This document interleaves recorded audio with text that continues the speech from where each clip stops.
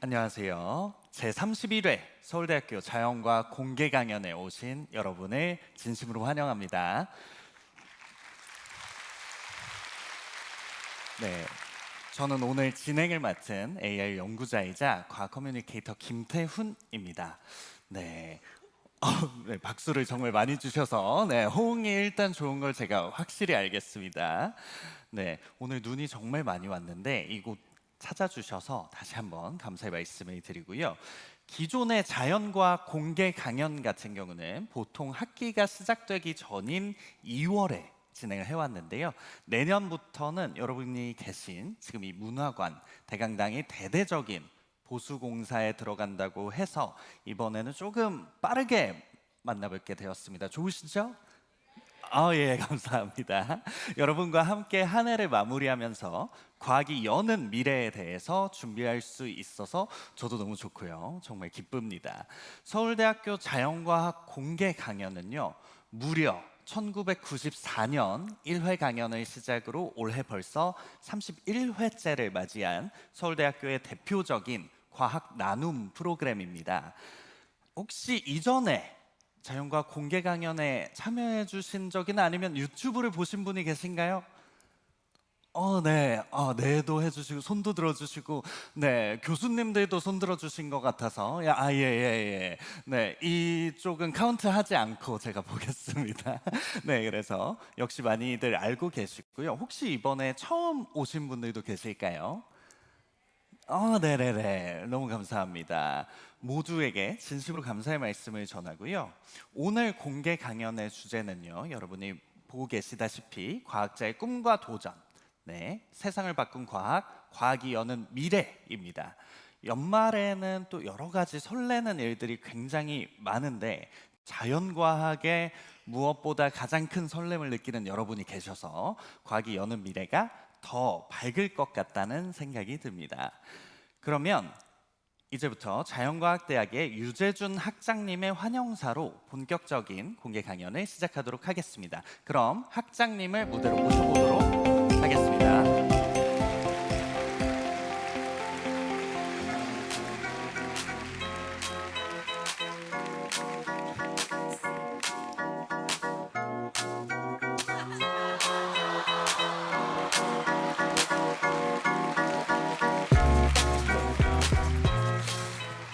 예, 학장님. 반응이 뜨겁습니다. 저희가 사실 예상 나름대로 노렸지만 이 정도로 뜨거울 줄 몰랐어요. 오 하는 거 들으셨나요? 못 들었습니다. 아쉽네.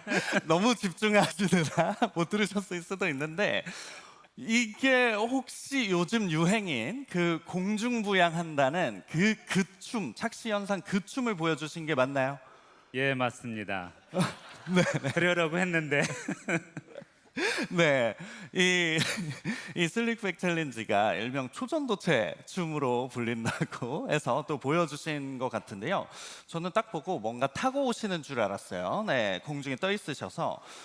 근데 원래 과학을 포함해서 모든 공부는 여러분 예습도 중요한데 뭐가 더 중요할까요? 복습이죠.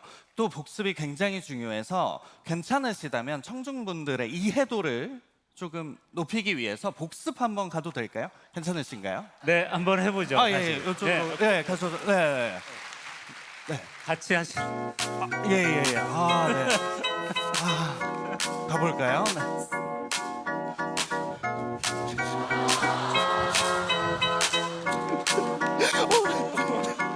네네네. 이게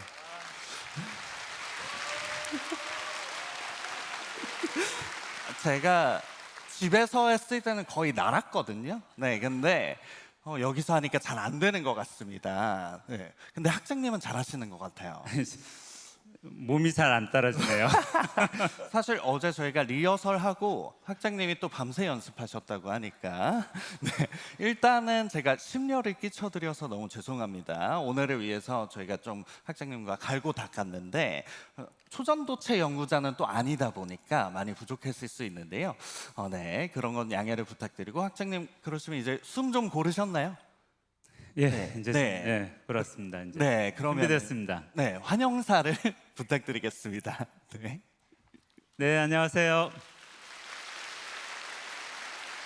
네, 반갑습니다. 저 자연과학대 학장 유재준입니다. 서울대학교 자연과학 공개 강연에 오신 것을 환영합니다.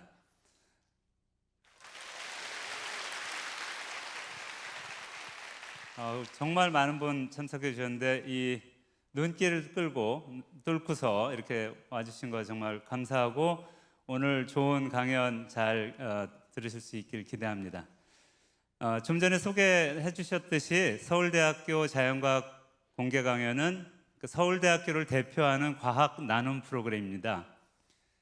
생소한 자연과학을 과학 어렵잖아요. 근데 그것을 우리가 보다 쉽게 설명하고 대중과 과학으로 소통하기 위해 기획된 프로그램입니다. 1994년 1회를 시작해서 정말 오랫동안 올해로 벌써 31주년을 맞이했습니다. 이렇게 1,500명의 그 학생 또 일반인 여러 관객분들과 함께하는 큰 행사가 지속될 수 있었던 것은 몇 사람이 그냥 해서 되는 건 아니고 정말 많은 분들이 노력해 주신 결과로 이루어지고 있습니다. 특히 2015년부터 인터파크, 현재는 그레디언트 여기 써 있죠.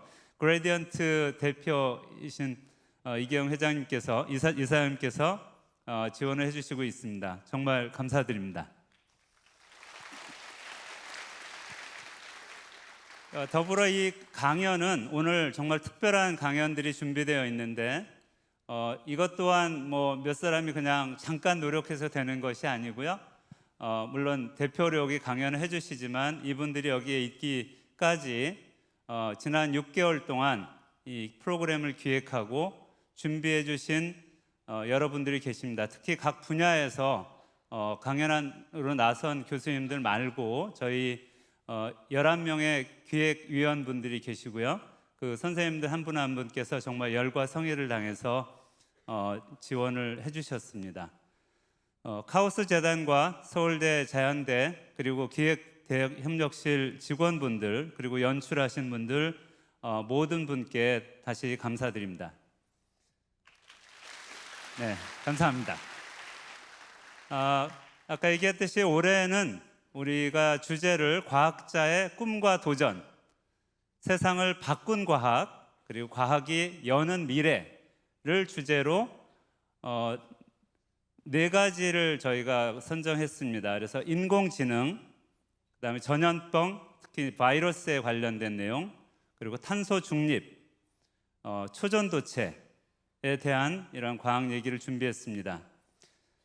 오늘 이 공개 강연이 끝난 후에 여러분들 마음속에 남는 것이 뭐 복잡하고 어려운 공식이 아니고 우리의 모두의 꿈과 도전을 위한 과학이었으면 하는 바람입니다. 감사합니다. 네, 학장님 너무 감사합니다. 아닙니다. 역대 가장 제 생각에는 아마도 1994년 이래로 가장 힙한 오프닝 무대를 준비해 주신 게 아닐까 싶습니다. 누구보다 이 공개 강연에 진심이신 학장님께 감사의 말씀드리며 박수로 보내드리도록 하겠습니다. 네, 감사합니다.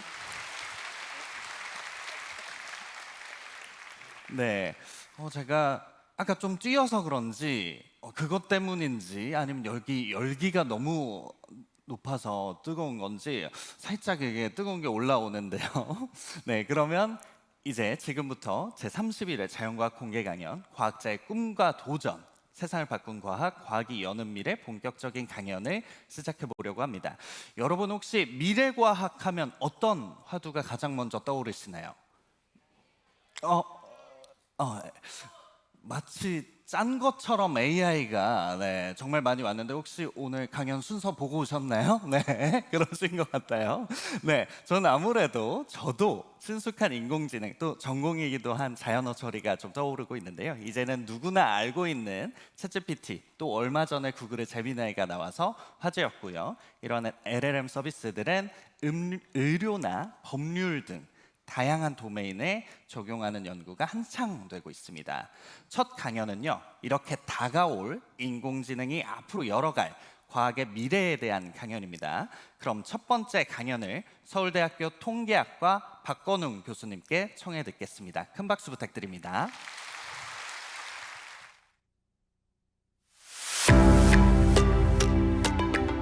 네, 저는 연구를 시작하고 나서요. 제가 2011년도에 유학을 가서 통계학 그리고 머신러닝을 전공을 하면서 공부를 했었거든요. 근데 사실 그때 당시에는 제가 뚜렷하게 어떤 연구 목표도 없었고 무엇을 공부하는지도 잘 몰랐습니다. 너무 책만 보다 보니까 실제로 제가 하는 연구가 세상을 어떻게 바꿀 것인지에 대한 그런 큰 그림을 그리는 능력이 부족했었거든요. 그러던 와중에 이제 알파고가 등장을 했고요. 그러다 보니 알파고가 앞으로 이렇게 인간이 하는 판단을 대신해 줄 수 있겠구나 라는 것을 느꼈고요. 그래서 연구를 좀 더 흥미롭게 접하면서 공부를 열심히 하게 되었습니다.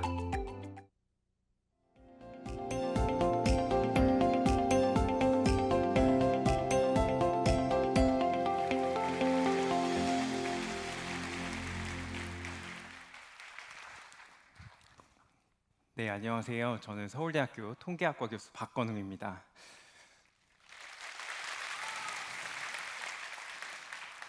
자, 여러분 인공지능 많이 들어보셨죠? 지금 핫한 키워드죠. 자, 인공지능이 저희가 키워드를 주면 그림 전혀 그리지 못하는데도 인공지능이 그림을 그려주고요. 글을 잘 못 쓰는 사람들은 글도 잘 쓰게 해서 심지어 숙제도 대신할 수 있게 된다고 합니다. 자, 이렇게 인공지능이 굉장히 유명해졌기 때문에요. 제가 오늘 준비한 발표 주제는 세상을 바꾼 데이터와 인공지능입니다. 자, 발표에 앞서 제 소개부터 먼저 하도록 하겠습니다. 저는 그래프를 이용한 데이터 분석을 주로 하는 사람입니다. 여기에서 이제 데이터는요, 여러분 카카오톡 쓰시나요? 네, 카카오톡에서 어떤 사람이 친구면 선으로 연결되어 있고요. 친구가 아니면 선으로 연결되어 있지 않고, 어떤 도시 A라는 도시와 B라는 도시가 있을 때 그 도시가 도로로 연결되어 있으면 연결되어 있고, 도로가 없으면 연결되어 있지 않은 것, 이것을 이제 그래프로 활용하는 것입니다. 제가 이것을 바탕으로 해서요, 많은 과제를 진행을 했는데요. 자, 여러분들이 아실 만한 과제는요, 공공자전거 따릉이 혹시 아세요? 네, 따릉이는요, 우리가 자전거를 빌려서 탈 수 있는 시스템인데요. 자전거를 빌리려면 대여소를 가야겠죠? 그럼 대여소는 어디에 설치해야 될까요? 당연히 사람들이 많이 이용할 것 같은 곳에 설치를 해야겠죠. 그래서 데이터를 기반으로 해서 이 그래프를 기반으로 해서 어떤 지역이 어떤 위치가 사람들이 자전거를 많이 쓸 것인가, 제가 그것을 예측해서 대여소 약 1000여 곳을 추천을 했습니다. 자, 연구적인 측면으로 보면요, 왼쪽 아래에 있는 그림 보시면 이제 방향성 그래피컬 모델을 제가 주로 연구합니다. 여기 그래프 보시면 A에서 B로 가는 화살표 있잖아요. 자, 이것을 어떻게 해석하냐면 A가 B의 원인이다, 혹은 A가 발생하면 B가 발생할 것이다. 자, 이걸 이용하면요, 우리가 어떤 이벤트, 사건들 간의 인과관계를 파악할 수 있게 됩니다. 그래서 데이터를 기반으로요, 저희가 오른쪽 아래에 있는 그림처럼요, 산불이 발생했다고 해요. 그럼 산불의 원인이 무엇인지 우리가 찾아야겠죠? 그럼 데이터 기반으로 이 산불은 번개 때문에 일어났습니다, 혹은 담배꽁초 때문에 일어났습니다, 혹은 너무 건조해서 자연발화가 됐습니다. 네, 이런 것을 찾을 수 있다고 합니다. 자, 이런 문제를 저희는 인과 발견이라고 하고요. 요새 AI, 머신러닝에서 굉장히 중요한 문제로 떠오르고 있습니다. 저는 그 인과 발견을 지금 풀어내는 수많은 연구자 중에 한 명이라고 할 수가 있습니다. 자, 이제 발표로 다시 돌아가서요, 오늘 발표는요, 제가 데이터가 무엇인지, 데이터가 어떤 역할을 하는지, 그리고 나서 인공지능은 또 무엇인지, 또한 인공지능이 어떻게 성공하는지, 또 그 한계점은 무엇이고 앞으로 우리가 나아가야 할 방향은 무엇인지에 대해서 설명하도록 하겠습니다. 먼저 왜 데이터가 중요한지부터 설명드리겠습니다. 자, 데이터는요, 인공지능의 원료로 있기 때문에 중요합니다. 자, 자동차가 앞으로 나가려면 어때요? 휘발유가 필요하죠. 그걸 원료 삼아서 앞으로 가는 거잖아요. 인공지능이 올바른 예측, 올바른 판단을 해주기 위해서 뭐가 필요해요? 데이터가 필요합니다. 자, 과거에는요, 우리 데이터가 부족했어요. 데이터를 얻으려면요, 뭐 시간을 들여서 실험을 해서 데이터를 얻었거든요. 굉장히 소수의 데이터밖에 없었어요. 지금은 어때요? 여러분 다 들어보셨을 거예요. 우리 빅데이터 시대에 살고 있다. 데이터의 홍수의 시대에 살고 있다고 해요. 그래서 여기 있는 여러분들도요, 자발적으로 지금 데이터를 올리고 있고 생산하고 있는 중입니다. 자, 하루도 아니고요, 우리 1분 동안에 유튜브 유저들이요 300시간의 동영상을 올리고 있다고 합니다. 마찬가지로요, 1분 동안에요, 트위터, 지금 X죠, X의 유저들이요 약 33만 건의 글을 쓰고 있다고 해요. 자, 이렇듯 우리는 데이터, 빅데이터 시대에 살고 있어요. 자, 그러면 데이터가 왜 인공지능의 원료일까? 이렇게 생각을 해볼 수가 있겠죠. 네, 데이터가 많으면요, 저희는 스마트팜 혹은 스마트 팩토리를 올바르게 운영을 가능해요. 그게 있으면 더 많은 제품을 생산할 수 있겠죠. 그래서 생산성 향상에 도움이 되고요. 또 마케팅 데이터가 많다고 해볼게요. 그러면 어떤 사람이 물건을 사면 또 어떤 물건을 동시에 같이 구매하는지도 저희가 쉽게 파악할 수 있고, 이 사람이 어떤 광고를 보고 이 물건을 샀는지 이것도 볼 수가 있습니다. 자, 그럼 기업 입장에서는 우리 매출, 물건을 더 많이 팔아야겠죠. 그럼 어떻게 해야 돼요? 이 물건을 이 사람에게 팔려면 어떤 식으로 광고를 해야겠다, 이걸 알 수 있고요. 고객 입장에서 내가 필요한 물건을 기업에서 알아서 추천까지 해주니 더 좋겠죠. 자, 이렇듯이요, 고객 만족도 향상, 데이터 기반 혁신도 이뤄낼 수 있어요. 또 데이터가 많으면 아직 발생하지 않은 어떤 사건들, 위험들이 있을 건데 그것들을 또 미리 파악할 수 있습니다. 자, 이렇게 사회적인 데이터, 이것 말고도요, 우리 친숙하게도 데이터가 있으면 우리 최적의 스포츠 전략도 짤 수 있습니다.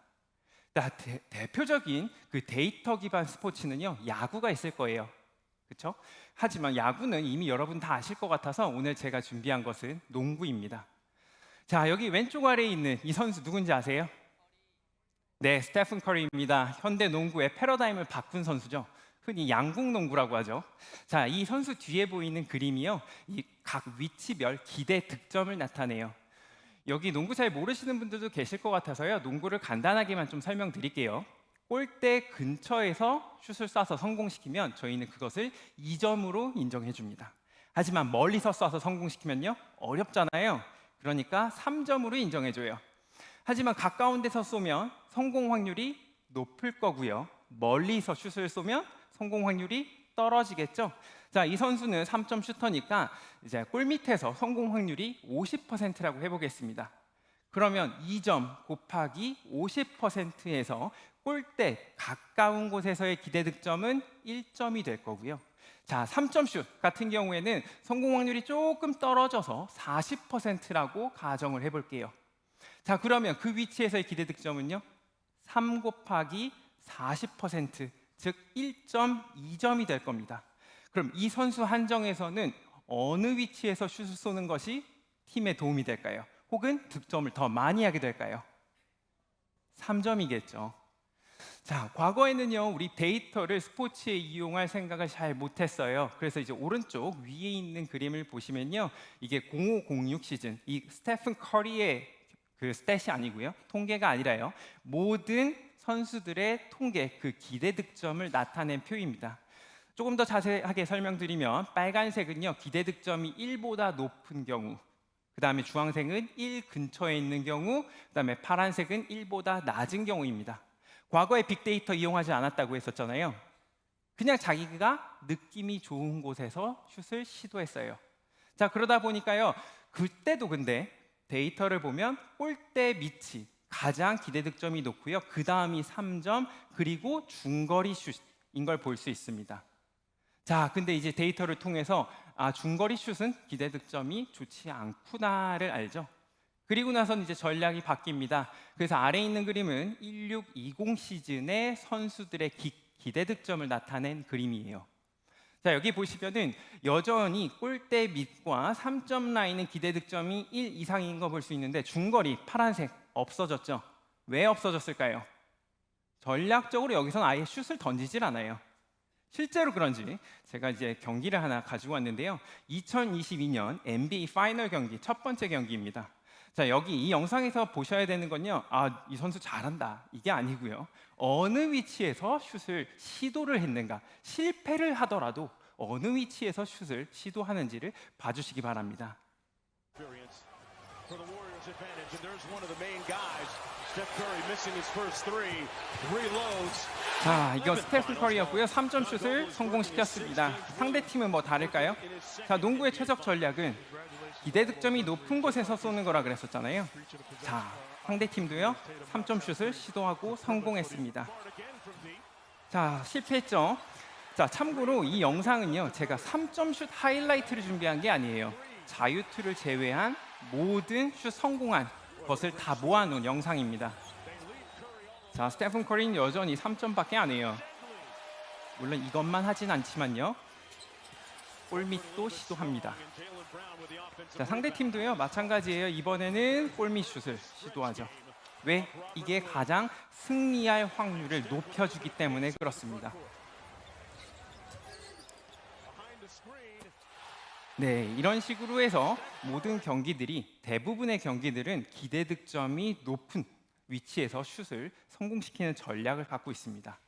자, 이렇게 빅데이터 시대에 살고 데이터가 우리가 뭐 세상을 읽는 힘을 가졌다라고 하니까 우린 무슨 기대를 해요? 우리 막 흥분되죠. 데이터만 있으면 기계가 일을 대신해 주겠구나. 이런 생각을 해볼 수가 있어요. 자, 우리 항상 일을 해야 뭐 잘 먹고 잘 살잖아요.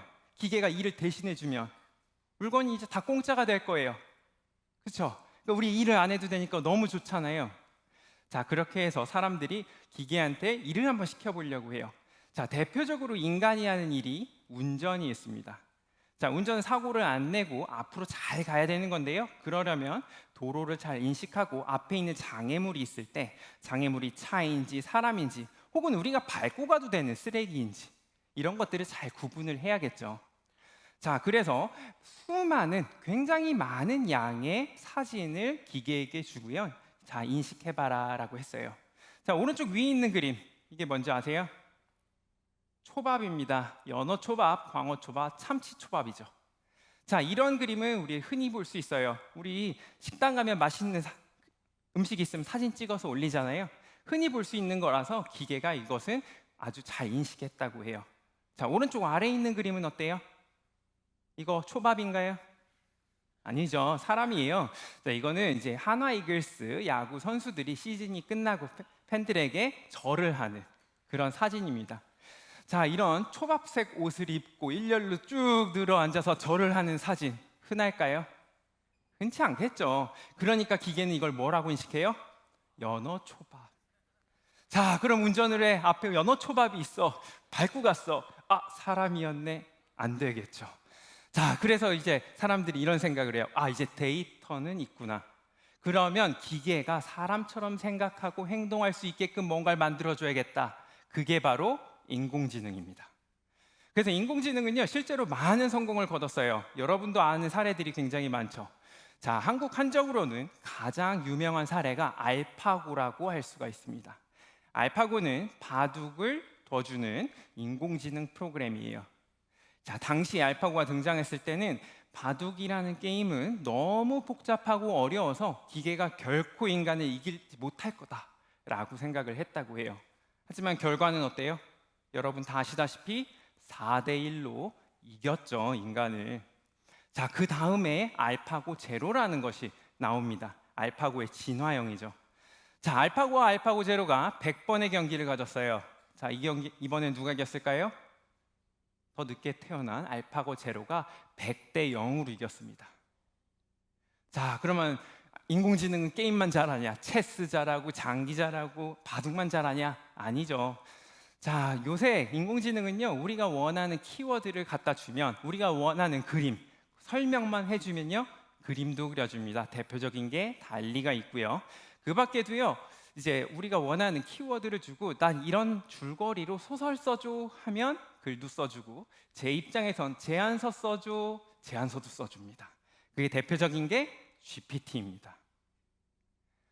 자, 이렇게 말씀드리면 인공지능이 많이 발전해서 내가 지금부터 공부해서 따라가는 건 너무 힘들겠다, 너무 어려운 거 아니냐 이렇게 생각해 볼 수가 있어요. 하지만 절대 그렇지 않습니다.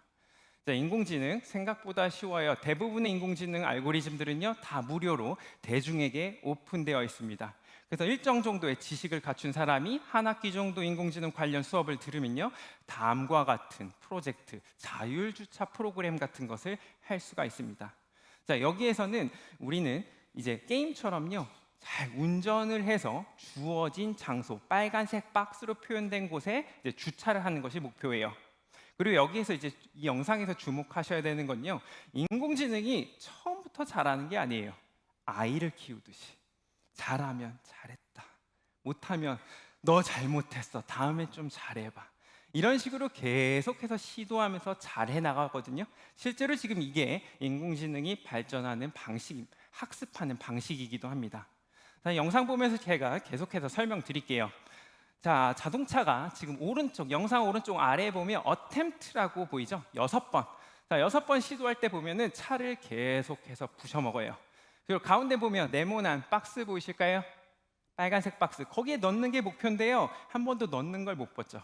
자, 차를 10,000대 이상 부셔 먹었습니다. 어때요? 못했는데 20만 대 부셔 먹으니까 어때요? 이제 슬슬 들어오긴 하죠. 근데 이게 결코 효율적인 주차는 아니에요. 하지만 첫 번째랑 비교해 보면 어때요? 이제 주차를 적어도 성공은 하고 있죠. 자, 이것을요 20만 번이 아니라 200만 번 하면 어떨까요? 더 잘하겠죠? 어느 순간은요 베테랑 운전사만큼 운전을 잘할 겁니다. 자, 이런 식으로 해서 인공지능은 계속해서 학습을 이어왔고요. 그래서 우리는 음성인식과 이미지인식도 잘하는 인공지능이 이미 개발되어 있습니다. 자, 예를 들어서 또 설명을 하면, 우리 마트에서 물건을 산다고 했을 때, 자, 이 물건 계산하려면 바코드를 찍어봐야 되죠. 이게 얼마인지. 그렇죠? 앞으로는요, 이제 어떤 위치에다가 자기가 사고 싶은 물건을 올려놓기만 해도요, 인공지능이 이게 어떤 물건이니까 얼마입니다라고 말해줄 거예요. 훨씬 편리해지겠죠. 마찬가지로요, 음성인식도요. 여러분 이미 그 인공지능 스피커 사용하시죠? 여기 있는 KT 기가진이, SK텔레콤 누구, 이런 것들. 그래서 예를 들어서 자, 뭐뭐야, 오늘 날씨 어때? 아침에 눈 오다 비 옵니다, 이런 얘기 해주겠죠. 이런 거 이미 많이 경험해 보셨을 것 같아요. 자, 이걸 기반으로 해서 다음 인공지능은 무엇을 학습하려고 할까요? 자, 인간의 오감을 생각해 보면 편해요. 인간의 오감은 청각, 시각, 후각, 미각, 촉각. 자, 음성인식, 청각, 이미지인식, 시각. 다음에 뭘 정복하겠어요? 후각, 미각, 촉각일 겁니다. 자, 인간처럼 이렇게 오감을 전부 다 정복, 학습을 하게 되면 그 다음에 또 어떻게 갈까요? 인공지능은 뭘 만들려고 할까요? 혹은 우리는 뭘 만들고 싶을까요? 자, 이것도 이동수단을 통해서 예를 들어볼게요.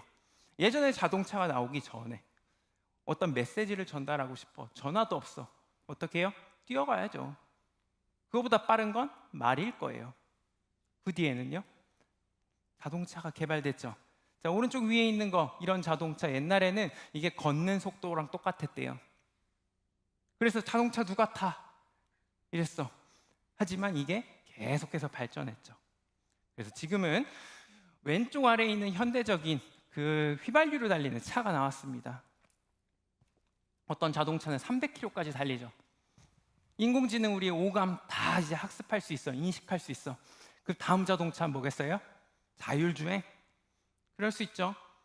자율주행은 뭐 우리가 꼭 느껴야 돼요? 필요 없죠. 안녕, 난 타요야. 예, 결국 우리는 타요를 만드는 게 우리의 목표입니다. 네, 타요만 있으면요, 애가 오면 오늘 학교 가니? 물어봐. 태워줄게. 힘든 일 있어? 토닥토닥 잘할 거야. 다 해줍니다. 자, 이런 식으로 인공지능 계속해서 죄송합니다. 계속해서 발전을 했는데요. 인공지능의 개념만 먼저 설명드리면, 인간이 가진 지적 능력을 컴퓨터를 통해 구현한 기술, 굉장히 광범위한 범위라고 할 수가 있고요. 그 안에서도 뇌에 해당하는 브레인은요, 머신러닝이 담당합니다. 자, 그 뇌를 담당하는 여러 가지 기술이 있는데 거기서 가장 유명한 게 딥러닝. 딥러닝은 주로 예측을 위한 방법입니다. 자, 그래서 이 뇌를 구성하는 데 있어서 가장 중요한 것은 데이터 분석이에요. 그래서 과거 데이터 분석 패턴과 현재 데이터 분석 방법에 대해서 비교하면서 설명을 해보도록 할게요. 자, 과거에는 어떤 문제를 풀고 싶어요? 그럼 데이터를 먼저 구해야겠죠. 데이터 구하려면 실험을 해요. 실험은 돈이 많이 듭니다. 시간도 많이 들어요. 그럼 데이터가 조금밖에 없을 거예요. 이 조금밖에 없는 걸 어떻게 소중히 써야 돼요. 이 안에 들어있는 모든 정보를 저희는 다 뽑아내야 됩니다. 그러려면 어떻게 돼요? 그 데이터의 맞춤형, 가장 좋은 최적의 모델을 사람들이 머리를 맞대고 만들어내는 게 중요했어요.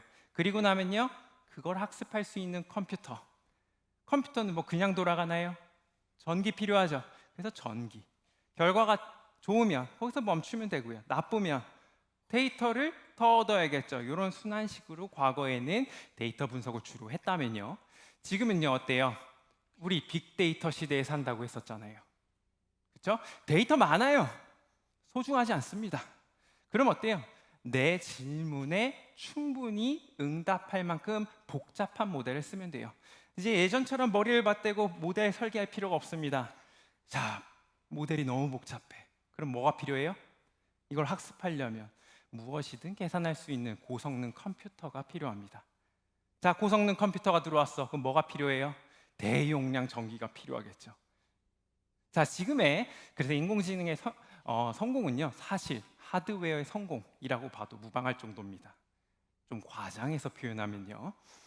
그래서 사람들이 이런 생각을 해요. 더 많은 데이터를 넣으면 더 정확해지겠구나. 그럼 더 복잡한 모델, 더 고성능의 컴퓨터를 넣으면 더 정확한 결과를 얻겠구나. 실제로 그렇습니다. 우리 언어 생성 모델을 가지고 설명드릴게요. 자, 초기 언어 생성 모델은 버트라는 게 있어요. 중간에 있어요. 버트는 실험 데이터를요 2.5 곱하기 10의 9승계를 썼다고 해요. 그 다음 세대 언어 생성 모델은 GPT-2예요. 버트보다 4배나 더 썼고요. 10의 10승. 자, GPT-3 거기에 10배를 더 썼다고 해요. 지금 쓰고 있는 GPT-4는요 GPT-3보다도 당연히 더 많이 썼을 거라고 우리 추측합니다. 자, 모델 복잡도 측면에서 보면요, 자, 버트는요 0.34 정도의 복잡도를 가지고 있다고 해요. GPT-2는요 여기 보이는 것처럼 1.5B 해서 5배 더 복잡하고요. GPT-3는요 170B예요.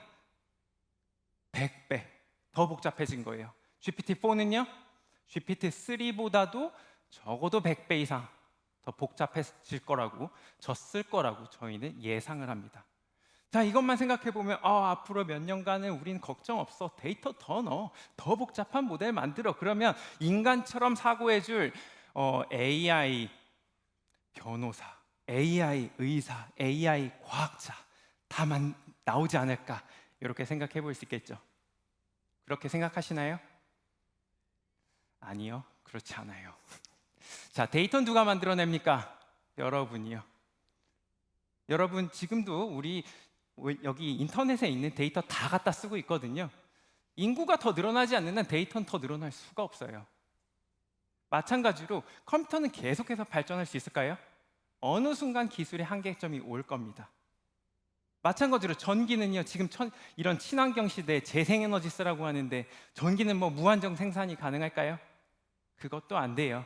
그렇기 때문에 갈 길이 정말 멉니다. 자, 그래서 시간 관계상 오늘은요 제가 인공지능의 주요 문제점 2가지만 설명드릴게요. 첫 번째가 데이터 신뢰성, 두 번째가 예측의 신뢰성입니다. 데이터 신뢰성을 나타내는 문제를 나타내는 대표적인 키워드가 garbage in, garbage out. 쓰레기를 넣으면 쓰레기가 나온다. 아무리 좋은 인공지능 모델 프로그램이더라도요 애초에 쓰레기 넣으면 결과가 안 좋을 수밖에 없다.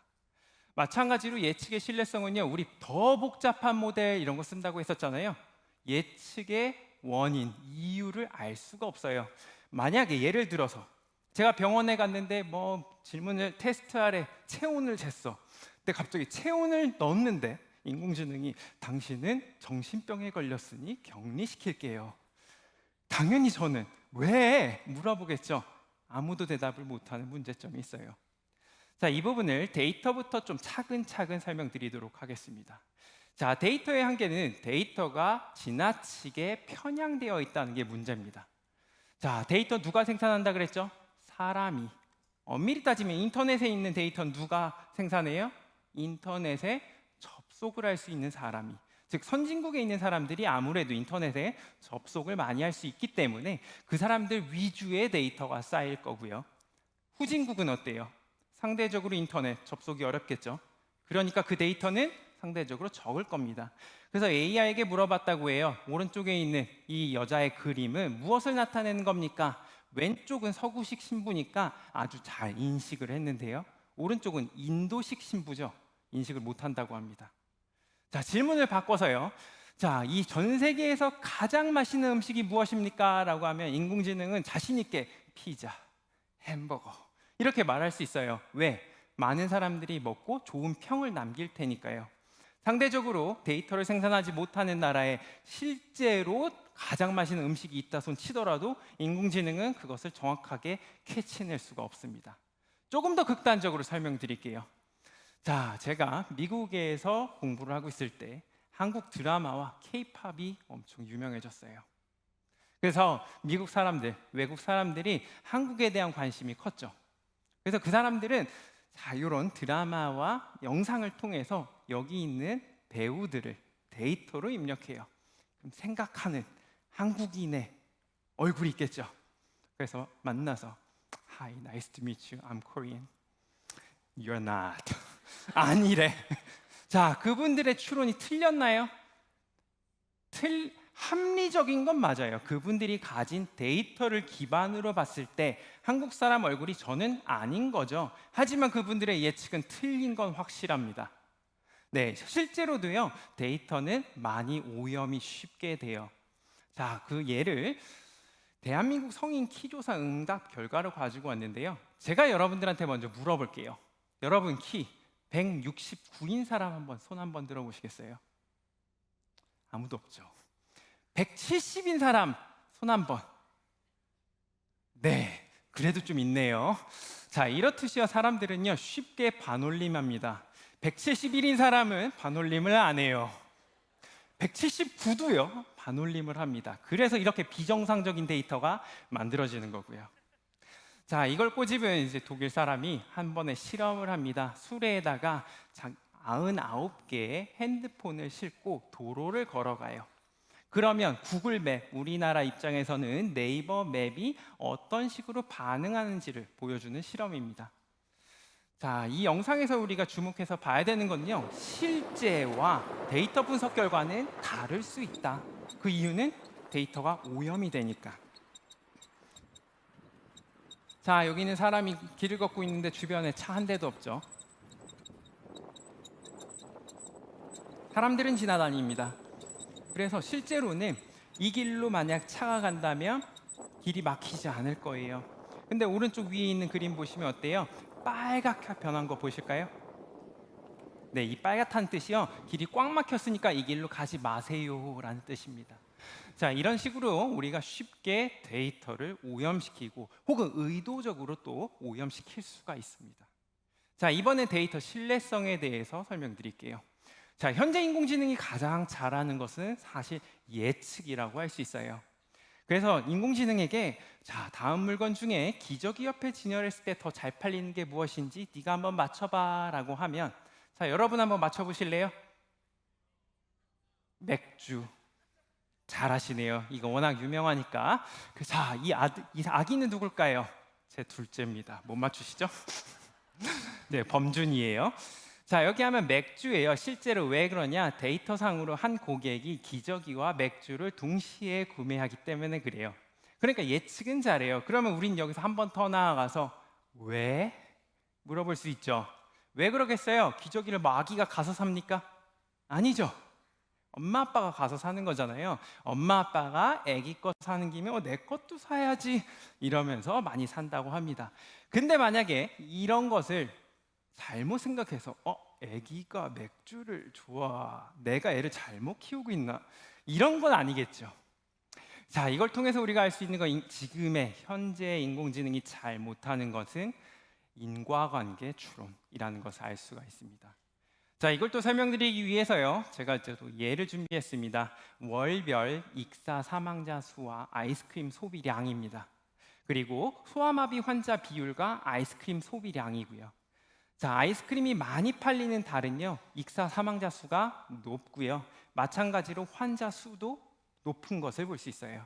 아이스크림이 잘 안 팔리면요, 익사 사망자 수가 낮고, 마찬가지로 환자 수도 적어요. 자, 이걸 통해서 우리 아프는 거 싫죠? 죽는 것도 싫잖아요. 예측은 쉽게 하겠지. 아이스크림 많이 팔리니까 환자 수가 늘어나네. 자, 정책적으로 아이스크림을 팔지 맙시다. 어때요? 줄었을까요? 아니요, 오히려 더 늘었을걸요. 자, 여기는 왠지를 알아야 돼요. 왜? 더우니까 아이스크림을 사 먹죠. 더우니까 물에 들어갔고, 물에 들어갔으니까 익사 사망 사건이 발생하는 겁니다. 만약 우리가 정책적으로 아이스크림을 이제 금지합시다 라고 하면 사람은 더 더워요. 더 많이 들어가겠지. 그럼 어때? 더 많이 빠져 죽겠죠. 잘못된 거죠. 자, 어떤 경우에서 특히 우리 과학에서는요, 예측보다 과정을 이해하는 것이 훨씬 더 중요할 때가 많아요. 그래서 우리 앞으로 AI는 어떤 AI가 필요해요? 해석 가능한, 그냥 설명하는 걸 떠나서요, 우리가 납득할 만한 설명, 해석 가능한 혹은 인과관계를 추론할 수 있는 AI가 필요합니다. 이것도 예를 들어서 설명하면, 우리가 어떤 진단을 받아서 알고리즘이 알아서 대충 이렇게 해가지고 이 환자, 너는 폐렴일 확률이 70.1%입니다가 아니라요, 진짜로 내가 이 부분에서 특이사항을 발견했기 때문에 70.1%입니다 라고 말해주는 이런 AI가 필요합니다. 자, 이제 마무리하도록 하겠습니다. 제가 오늘 설명한 건 주로 인공지능이었고요.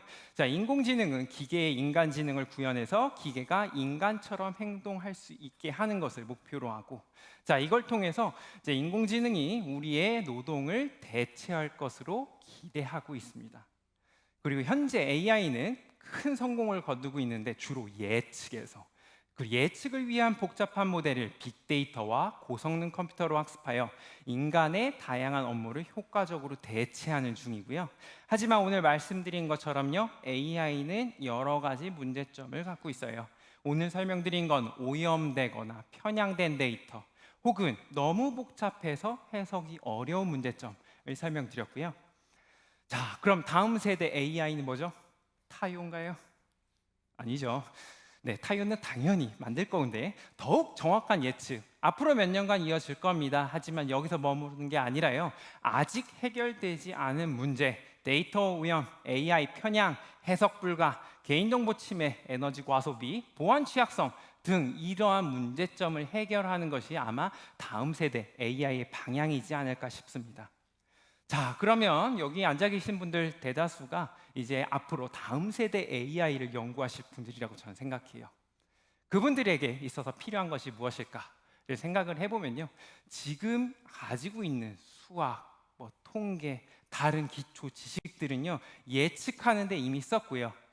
자, 그런 지식들이요, 앞서 우리가 아직 해결하지 못하는데 충분히 해결하는데 충분하다 했으면 이미 해결했을 겁니다. 지금 기초 지식이 부족해서 이런 문제점을 해결하지 못하고 있거든요. 그래서 앞으로는 우리는 AI를 위한 기초 과학이 필요합니다. AI for Mathematics, AI for Statistics. 자, 그 중에서 제가 몸담고 있는 통계학은요, AI 기술의 효과적인 개발과 응용을 위한 기초 과학으로서 미래 AI 기술의 발전에 있어 핵심적인 역할을 할 것으로 기대합니다. 자, 이렇게만 얘기하면 집에 가서 공부 안 하실 거잖아요. 그렇죠? 기초과학 어려워, 수학 어려워, 통계학 뭐야 저거, 이럴 수 있는데요, 어려운 문제만 남은 게 아니에요. 과거에는 AI가 없던 시절에 중요한 문제들이 있었겠죠. 지금 우리가 해야 되는 건요, AI에게 필요한 것들이에요. 쉬운 것도 있고요, 어려운 것도 있고 굉장히 많은 문제가 있습니다. 여러분들이 충분히 도전해서 성공할 것들이 많이 있습니다. 자, 그렇기 때문에 마무리는 제가 이렇게 하도록 하겠습니다. 자, 여기에 앉아 계시는 참석하신 모든 분들과 제가 같이 한번 노력해서 작게는 통계학, 머신러닝, 좀 더 나아가서는 인공지능을 같이 한번 발전시키기를 바랍니다.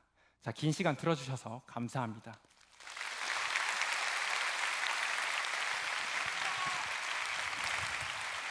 네, 멋진 강연 들려주신 박건웅 교수님께 다시 한번 큰 박수 부탁드립니다. 너무 감사합니다. 감사합니다.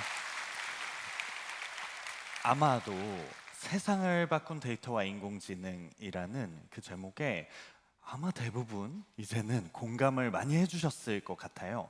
저도 현직 연구자로서 이 정도로 이해하기 쉽게 강연을 해주셨다는 거에 큰 감명을 받았고요.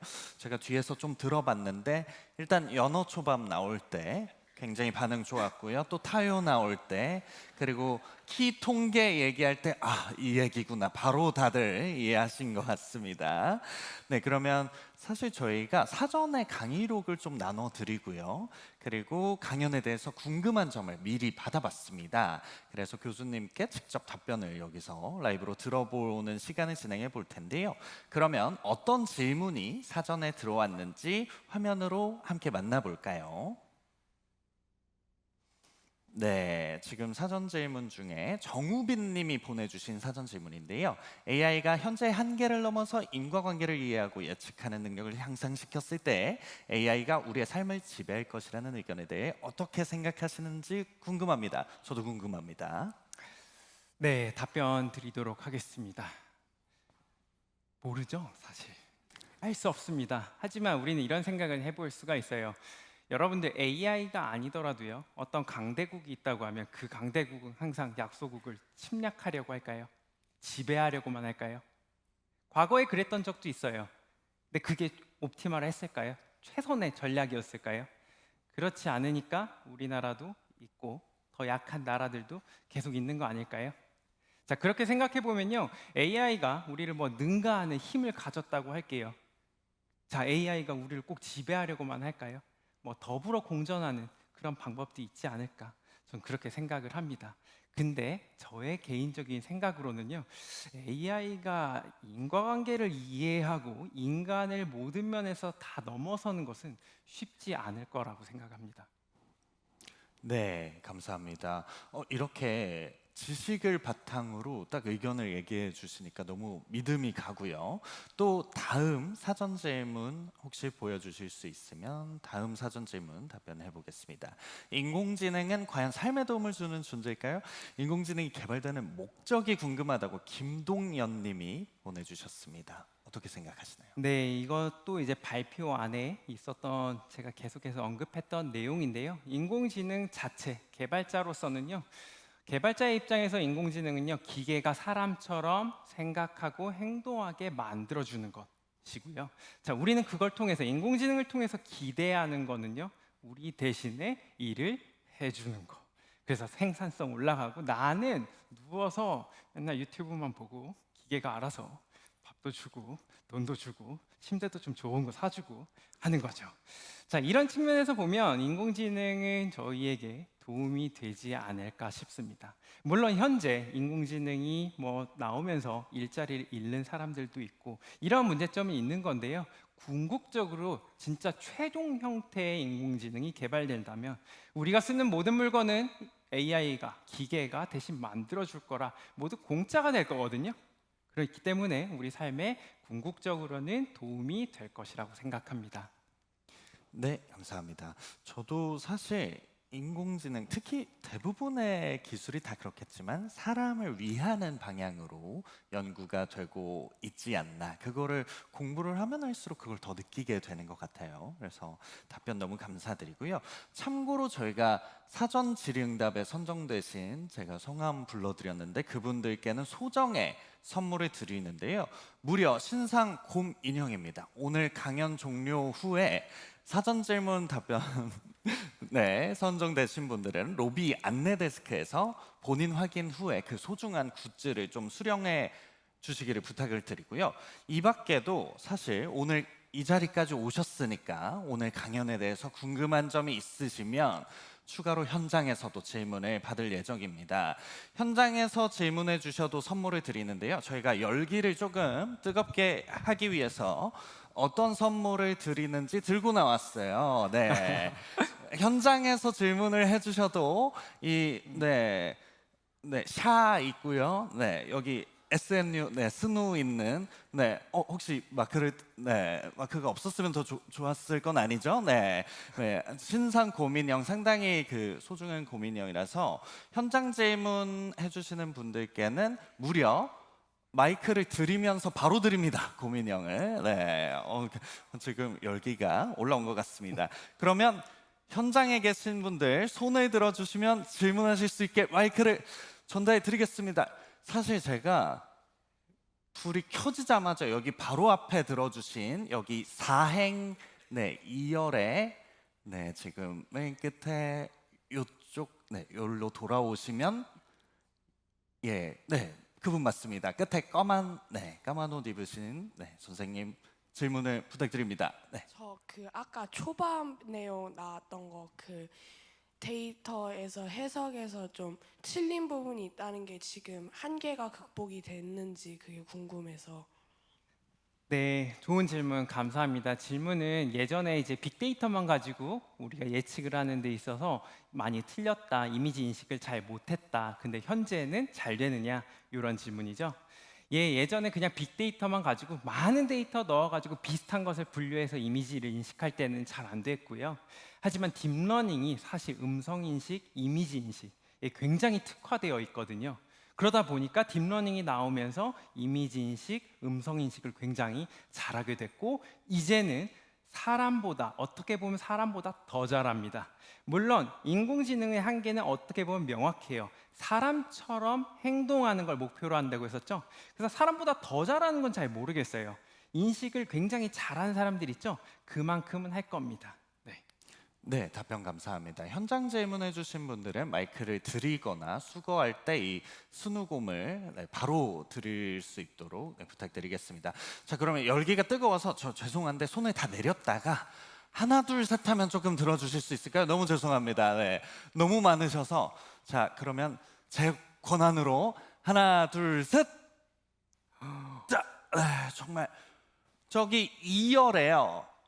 2열 1행에 지금 손으로 O 만들고 계신 약간 주황색 옷 입으신 선생님 네 부탁드리겠습니다. 저희 2층에도 기회 있습니다. 네 제가 돌아가면서 드려볼게요. 네. 그 로봇 AI도 이제 인간들의 지식을 가지고 이제 그 AI도 이제 막 그 뭐라 해야 되지? 괜찮습니다. 다시 해볼게요. 네. AI도 이제 인간의 지식을 가지고 이제 만들어진다고 생각을 하는데 어떻게 인간을 뛰어넘지 않는 그런 한계가 있을 수 있는지 좀 궁금해서 질문 드립니다. 질문이 AI가 인간을 왜 못 뛰어넘느냐 이런 건가요? 네, 맞아요. 자, 기본적으로 데이터 학습을요 인간이 주는 그러니까 데이터를 학습을 해가지고 어떤 사고하는 방법, 어떤 의사 결정을 하거나 예측하거나 하는 것을 익히는 거잖아요. 기본적인 데이터는 누가 줘요? 사람이 주겠죠. 그 사람도 절대 못 푸는 문제는 현재 상황에서는 AI가 아마 풀지 못할 가능성이 높습니다. 물론 이런 것은 이제 사회적인 거고요. 수학 문제는 또 달라요. 수학은 내 지식을 잘 조합하면 또 좋은 게 나올 수도 있겠죠. 그런 경우에는 AI가 더 잘할 수 있겠죠. 하지만 그런 거 사람도 할 수 있어요. 굉장히 똑똑한 사람이 나오면요, 그 어떠한 지식과 어떠한 지식들을 잘 결합해서 새로운 정보를 추출하는 거 사람이 할 수도 있지만 AI가 조금 더 빨랐다. 이 정도로 이해하시면 될 것 같습니다. 그래서 제가 생각하기, 물론 다른 과학자분들은요 다른 의견을 가질 수 있는데요, 제가 생각하기에 AI는요 인간이 모든 영역을 다 잘하는 건 아니잖아요. 그 영역별로 굉장히 잘하는 사람들이 있을 거예요. 그 사람들의 기술 정도까지 다 모든 영역에서 다 잘하지 않을까 싶습니다. 감사합니다. 네, 감사합니다. 현재 AI가 데이터 센트릭 AI다 이런 얘기도 하잖아요. 근데 그 데이터도 결국 사람이 준비하고 또 정제하는 것이기 때문에 조금 사람의 조금 디펜던트한 부분이 있을 수 있다는 그런 말씀으로 이해하면 될 것 같습니다. 그럼 혹시 저희 2층 가보겠습니다. 네, 현장 질문 하나 둘 셋 가겠습니다. 하나 둘 셋. 저 이렇게 많다니. 잠깐만요. 음성을 쓰시면 약간 반칙입니다. 네, 저요가 나왔어요. 네. 그런데 열긴 너무 감사드리고요. 제가 2층은 저 2열에요. 2열 거의 맨 뒷자리에 손을 막 이렇게 들어주시는 분이 계셨어요. 네. 2열 뒤쪽에 약간 회색이신 것 같은데, 네, 오른쪽 끝에, 네, 맞습니다. 아니요. 그 끝자리, 네, 복도 바로 옆, 네, 맞습니다. 그분 회색인지 어두운 옷 입고 계신, 맞습니다, 선생님. 안녕하세요. 네, 참고로 1층 분들은 보이시지 않아서, 네, 음성을, 네, 아주 잘해주시면, 네. 인공지능이 사람의 지식까지 다 학습을 하면은 감정까지도 학습을 할 수 있을까요? 사람의 감정, 굉장히 어렵고 철학적인 질문인데요. 자, 감정을 우리가 데이터로 만들어낼 수 있다면 가능하다고 생각합니다. 왜냐하면 우리가 감정도 우리가 어떤 측정이 가능한 데이터로 인식한다면 지금 현재 AI는 예측을 잘한다 그랬었잖아요. 인간의 지식 넣으면 그 감정을 예측할 거고요. 그래서 그 감정대로 행동하지 않을까 싶습니다. 하지만 만약에 철학적으로 봤을 때 우리 감정이 데이터의 영역이 아니다 라고 한다면 그 부분은 좀 어렵지 않을까 싶습니다. 네, 저도 감사합니다. 이 부분에 굉장히 관심이 많은데요. 사람이 상대방에 대해서 이 사람이 감정이 있다고 느끼는 그 이유가 있잖아요. 근데 그렇게 느끼는 이유와 똑같이 AI가 행동은 할 수 있을 것 같습니다. 네, 다만 그 감정을 어떻게 정의하냐에 따라서는 조금 다르긴 하겠지만요. 2층에 계신 분은 교수님이 답변 주실 때 끝까지 서 계셨습니다. 네, 너무 감사합니다. 네, 네, 그리고 서 계시라는 그런 말씀은 아니고요. 네, 그게 제가 보여가지고 네, 감사합니다. 그럼 저희가 시간 관계상 현장 질문은 여기까지 받겠습니다. 다들 이제 열성을 네, 갖고 임해주셔서 너무 감사드리고요. 교수님, 오늘 마지막으로 공개 강연 함께 해주신 소감 한 말씀 부탁드려도 될까요? 가장 어려운 질문이네요. 저 환영해 주셔서 감사하고요. 질문 많이 해주셔서 감사합니다. 또 이 자리를 만들어주신 많은 관계자분들께도 감사드립니다. 네. 교수님이 이 강연 준비하시느라 정말 힘드셨다는 걸 제가 아는데 또 이렇게 완벽하게 해주셔서 너무 감사드리고요. 그러면 교수님께 다시 한번 큰 박수 드리면서 보내드리도록 하겠습니다. 네. 진심으로 감사합니다. 감사합니다. 네, 이어지는 두 번째 강연의 주제는요. 지난 2년여간 우리 일상을 송두리째 바꿔놓았던 일종의 전염병에 대한 얘기입니다.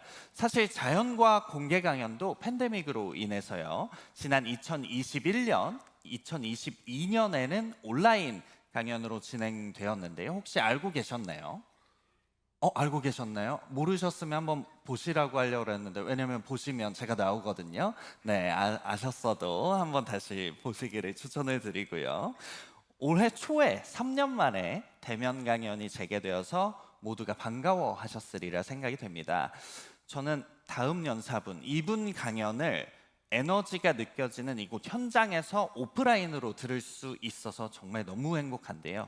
왜 이런 얘기를 하는지 곧 느끼게 되실 겁니다. 서울대학교 생명과학부 안광석 교수님께 전염병에 맞서온 과학의 역사와 미래에 대해서 청해 듣겠습니다. 큰 박수로 모시겠습니다.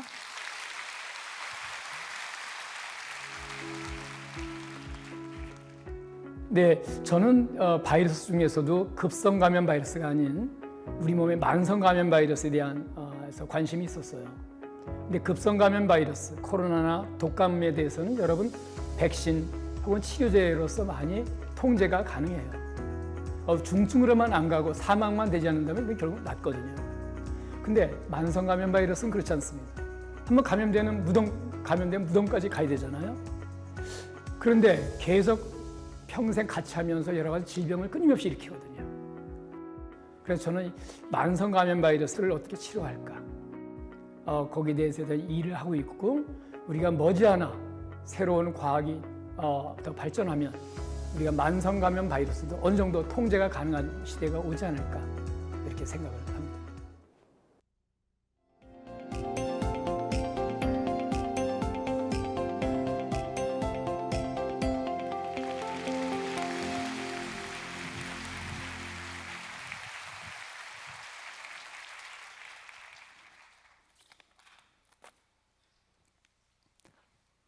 예, 안녕하십니까?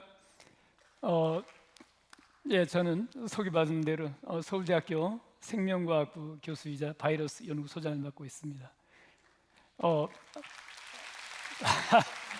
이 정도의 박수 칠 필요는 없습니다. 앞으로 칠 일이 많을 거예요. 일단 나는 약간 규칙을 정하려고 그러는데 사실은 내가 웃고 있지만 여러분 얼굴이 잘 안 보여요. 조명이 강해서. 그래서 아까 사회자께서 무슨 뭐 소리로다가 조여하면 반칙이라고 그러는데 저는 그냥 손 들어서는 안 되고 제가 여러분과 질문을 하면서 할 때 무조건 샤우팅을 하세요. 외치세요. 조용! 아니면 답을 외치든지. 그러면 제가 오늘 좀 준비한 것도 있고 그렇습니다. 자, 전염병에 맞서온 과학. 우리가 과학 덕분에 아까 사회자께서 말씀하신 3년 만에 드디어 이렇게 오프라인 여러분과 모임을 갖게 돼서 아주 매우 기쁘게 생각을 합니다. 자, 우리 질병 많습니다. 암, 비만, 당뇨 있지만 이 전염병 특성이 매우 폭발성이 있다는 겁니다. 남에게 옮기죠. 이런 바이러스 세균들에 의해서 옮아갑니다. 자, 한번 여러분 우리 이런 바이러스가 있다고 가정합시다. 바이러스 X입니다. 바이러스 감염자 1명이 3명에게 감염시킬 수 있다면 우리는 얘를 기초 생산 지수가 3이다 그렇게 얘기를 해요. 근데 이 바이러스가 매 며칠마다 5일마다 복제를 할 수 있다고 가정하자. 우리 한번 문제를 풀어보겠습니다. 저는 문제 푸는 걸 좋아해서 조금 어려운 문제인데, 한 명의 감염자가 30일 후에 총 몇 명을 감염시킬 수 있을까? 여기 노란 옷 입은 여학생 729명? 어떻게 그게 산출되는지 모르겠는데 굉장히 어려운 수학인데요.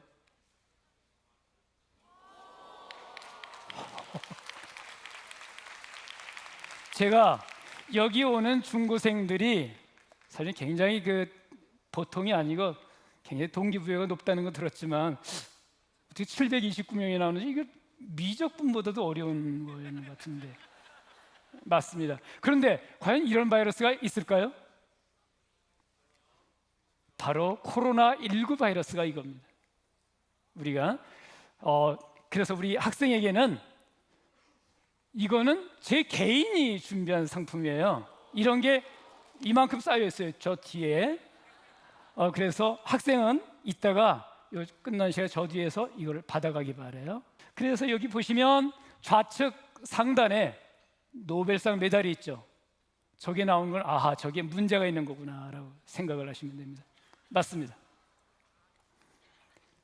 자, 근데 이 전염병이 얼마나 무섭는가? 이 전염병은 우리 인류의 역사를 바꿔온 주요 게임 체인저 중에 하나였죠. 여기 보시면 약관의 29세의 알렉산더 대왕이 전 세계를 평정하던 모습을 담고 있습니다. 그런데 이분들은 이 전쟁 군인들이 창과 칼을 가지고 갔지만 사실은 그들이 여러 가지 세균 바이러스도 함께 전쟁터에 가져갔다는 걸 사람들은 모르고 있습니다. 사실은 많은 전쟁에서 총칼에 의해서 승부가 난 것이 아니고 서로 가져간 세균 바이러스, 이게 피정복자들에게 유리할 수 있고 불리할 수 있는데 대개는 불리하게 작용했죠. 그래서 세계 역사를 보면 절대 망할 것 같은 로마, 비잔틴, 몽골 모두 결정타는 이러한 전염병에 의해서 스스로 무너지게 되겠습니다. 예를 들면 스페인 독감에 1억 명 사망, 코로나19만 해도 전 세계적으로 770만 명이 사망을 했습니다. 근데 이 전염병으로 인해서 세계 역사가 바뀌고 지형지도 바뀌어요. 19세기에 황열병 때문에 저기 보면 옛날 미국 지도입니다. 가운데 빨간 지형을 프랑스가 갖고 있었어요. 프랑스 땅이었었어요. 저기 프랑스 루이지애나 땅이라고 하는데요. 프랑스가 결국 저 지배하고 있던 땅에서 황열병 때문에 무너져서 나폴레옹이 저 땅을 미국에게 단돈 1,500만 달러에 팔 수밖에 없었어요. 근데 이 기회를 틈타서 시시탐탐 미국 동부에 있던 나라가 저 조그만 지역이 서부로 진출하려고 했는데 프랑스가 가로막고 있었거든요. 그래서 프랑스한테 샀더니 서부를 쉽게 뭐 스페인, 멕시코를 다 물리치고 오늘날 미국을 저렇게 이룬 거죠. 뿐만 아니고 16세기 천연두 때문에 유럽인들이 남미를 가져갔죠.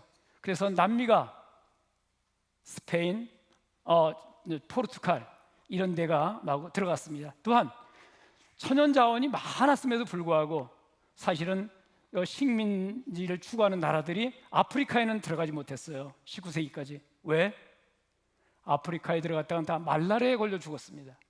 그런데 19세기에 드디어 약간 말라리아를 다스릴 수 있는 그런 말라리아 치료제가 개발되면서 너도나도 저렇게 들어가서 그냥 자로 잰 듯이 여긴 내 땅 하고 저렇게 가졌습니다. 그래서 오늘 여러분 자점 저렇게 지도가 된 게 다 이런 연유에 있는 것이죠. 자, 그러면 과학 이전에 전염병 대처 방식은 어땠을까? 동서양 막론하고 모두 방법이 없었습니다. 왜? 과학이 없었어요. 예를 들면 14세기 중세에 흑사병이 돌아서 1억 명이 사망을 했습니다. 1억 명은 그 당시 유럽의 3분의 1입니다. 또한 우리나라만 봐도 여기 조선왕조실록에 보면 전염병이 일어나서 5, 60만 명이 사망을 했다 그렇게 나옵니다. 그런데 대책은 뭡니까? 서양에서는 교회에 의존했습니다. 교회에 가서 기도를 하니 병이 났습니까? 또 우리나라 같은 경우에도 무속신앙 저렇게 무당 불러서 굿한다고 병이 물러갑니까? 물러가지 않습니다. 근데 오늘날 보면 매우 쉽게 치료할 수 있어요. 다 과학의 성과인 거죠.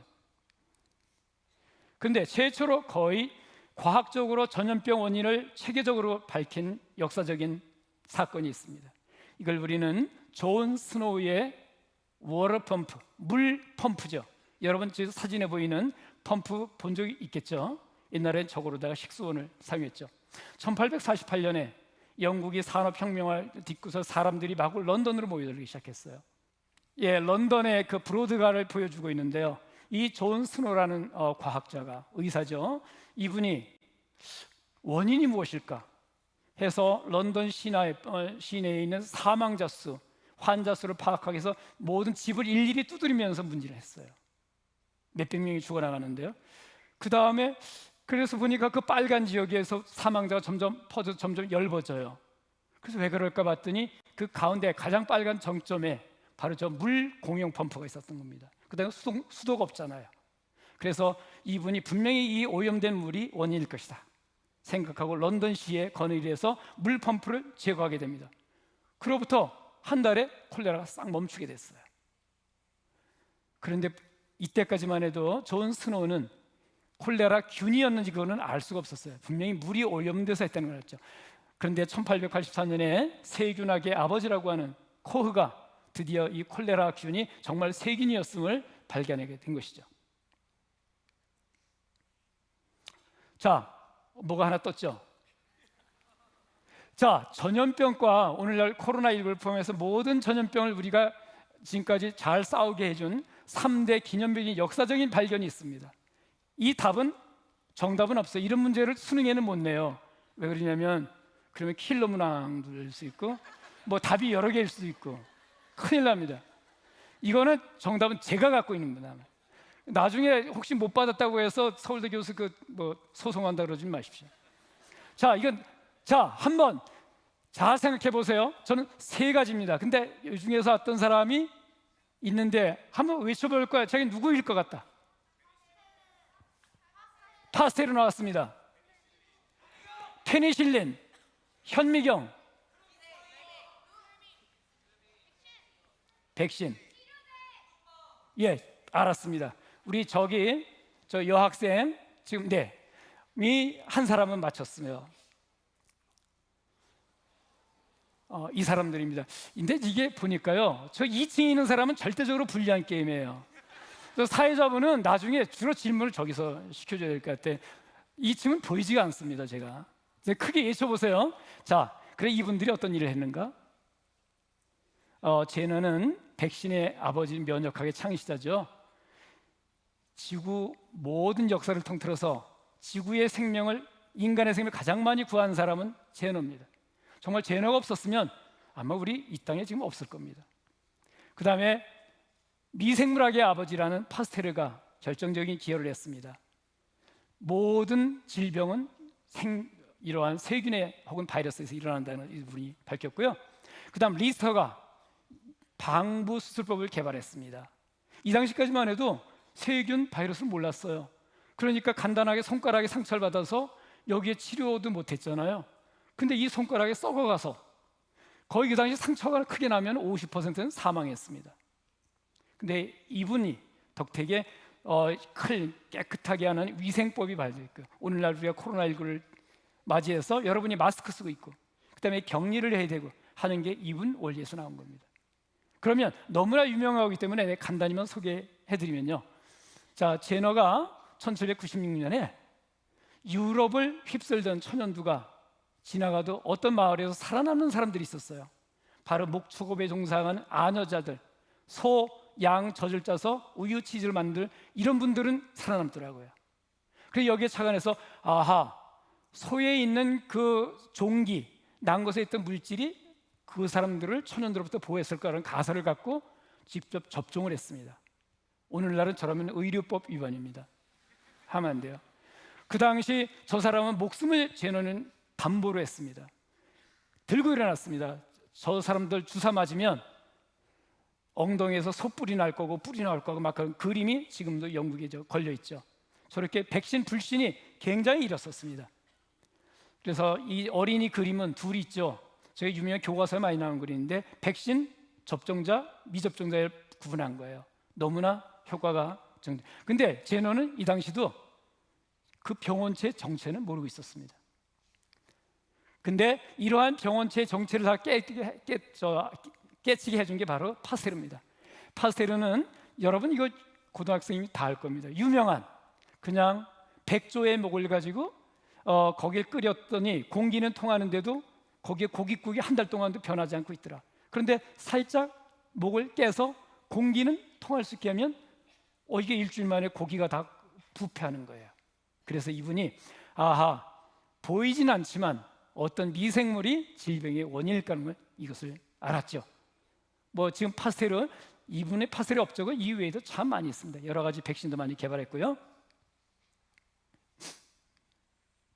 자, 그래서 지난 100년 동안 이분들의 업적을 바탕으로 여러 가지 백신, 항생제, 의약품, 과학기술들이 발전해서 전염병을 어느 정도 통제할 수 있게 되었죠. 가장 최근에는 맨 아래 보겠지만 코로나19 백신도 개발이 되었고요. 자, 여러분 1950년대 우리나라를 비롯해서 전 세계 사람들의 평균 연령이 사망 연령이 얼마였나? 수명이 얼마였냐? 우리나라 같은 경우에 44세였었습니다. 그런데 불과 100년 만에 83.6세가 됐어요. 2배를 줄였죠. 그러니까 40년을 우리 더 살았어요. 그런데 1900년도에 사망 원인 1, 2위, 3위가 뭐냐면 폐렴, 결핵, 설사, 장염이었어요. 그런데 100년 후에 2000년도에는 사망 원인 1, 2, 3위가 다르죠. 심장병, 암, 뇌졸중이에요. 여러분, 여기서 1900년대 저 1, 2 사망 원인 1, 2, 3위의 원인의 공통점이 뭘까요?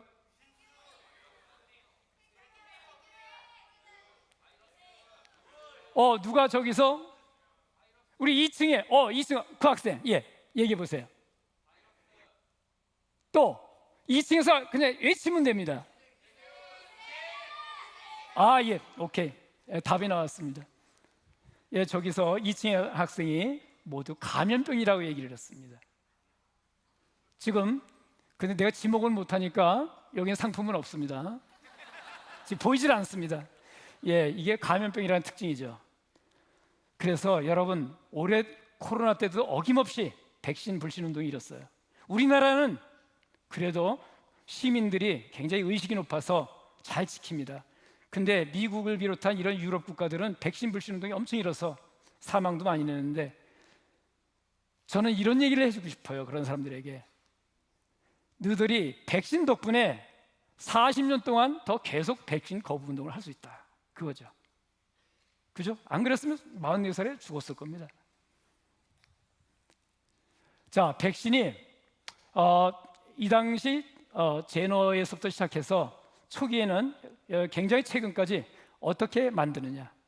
가장 평범한 일반적인 방법은 바이러스를 살아있는 세포에서 키우는 겁니다. 바이러스는 살아있는 세포에서만 증식이 돼요. 그러면 세포를 어디서 얻는가? 여러분, 유정란. 그러니까 여러분이 아침에 보통 프라이 먹는 무정란은 안 돼요. 유정란에서 유정란을 깬 다음에 뚜껑을 거기다가 바이러스를 접종하면 약 한 열흘 키우면 바이러스가 막 자랍니다. 이걸 바이러스를 주사기를 뽑아내서 얘를 불활성화 처리를 해요. 얘를 주사하는 게 여러분 올해 여러분이 맞은 독감 바이러스 백신도 이렇게 만듭니다. 근데 어떻게 했어요? 계란 하나에서 2사람 맞힐 분량밖에 안 나와요. 근데 지구가 80억인데요. 이거 가지고는 매우 속도도 느리고 아주 어렵습니다. 그래서 최근에는 생명공학이 1980년대부터 발전하면서 이제는 병원체 자체를 넣지 않고 위험하잖아요. 그 병원체 성분의 어떤 항원이라는 걸 접종하면 되게 돼 있어요. 근데 바로 메신저 RNA 백신 같은 것도 최근에 나왔죠. 스파이크 단백질 겉에 항원에 만드는 메신저 RNA만 주입하면 이게 되는 거죠. 이러한 방법은 매우 신속하고 저비용으로 잘 만들 수 있고요. 더군다나 감염성이 없습니다. 안전하죠. 그다음 또 하나, 생산 공정을 표준화할 수 있다. 이건 뭐냐? 이런 메신저 RNA 백신 기술은 병원체의 종류에 상관없이 다 공통적으로 적용할 수 있어요. 그러니까 기계적으로 자동차 공장에서 자동차 찍어내듯이 그 다음 과정은 나가면 됩니다. 그런데 자, 과학이 발전을 합니다. 그런데 문제는 팬데믹도 더 자주 일어날 것이라는 거죠. 이거는 너무 확실한 사실이에요. 1 더하기 1이 2라는 것만큼이나 확실해요. 자, 그러면 왜 팬데믹이 생겨날까? 여러분, 코로나19가 갑자기 하늘에서 떨어진 바이러스가 아닙니다. 지구상의 모든 생명체는 그 조상이 있겠죠. 마찬가지입니다.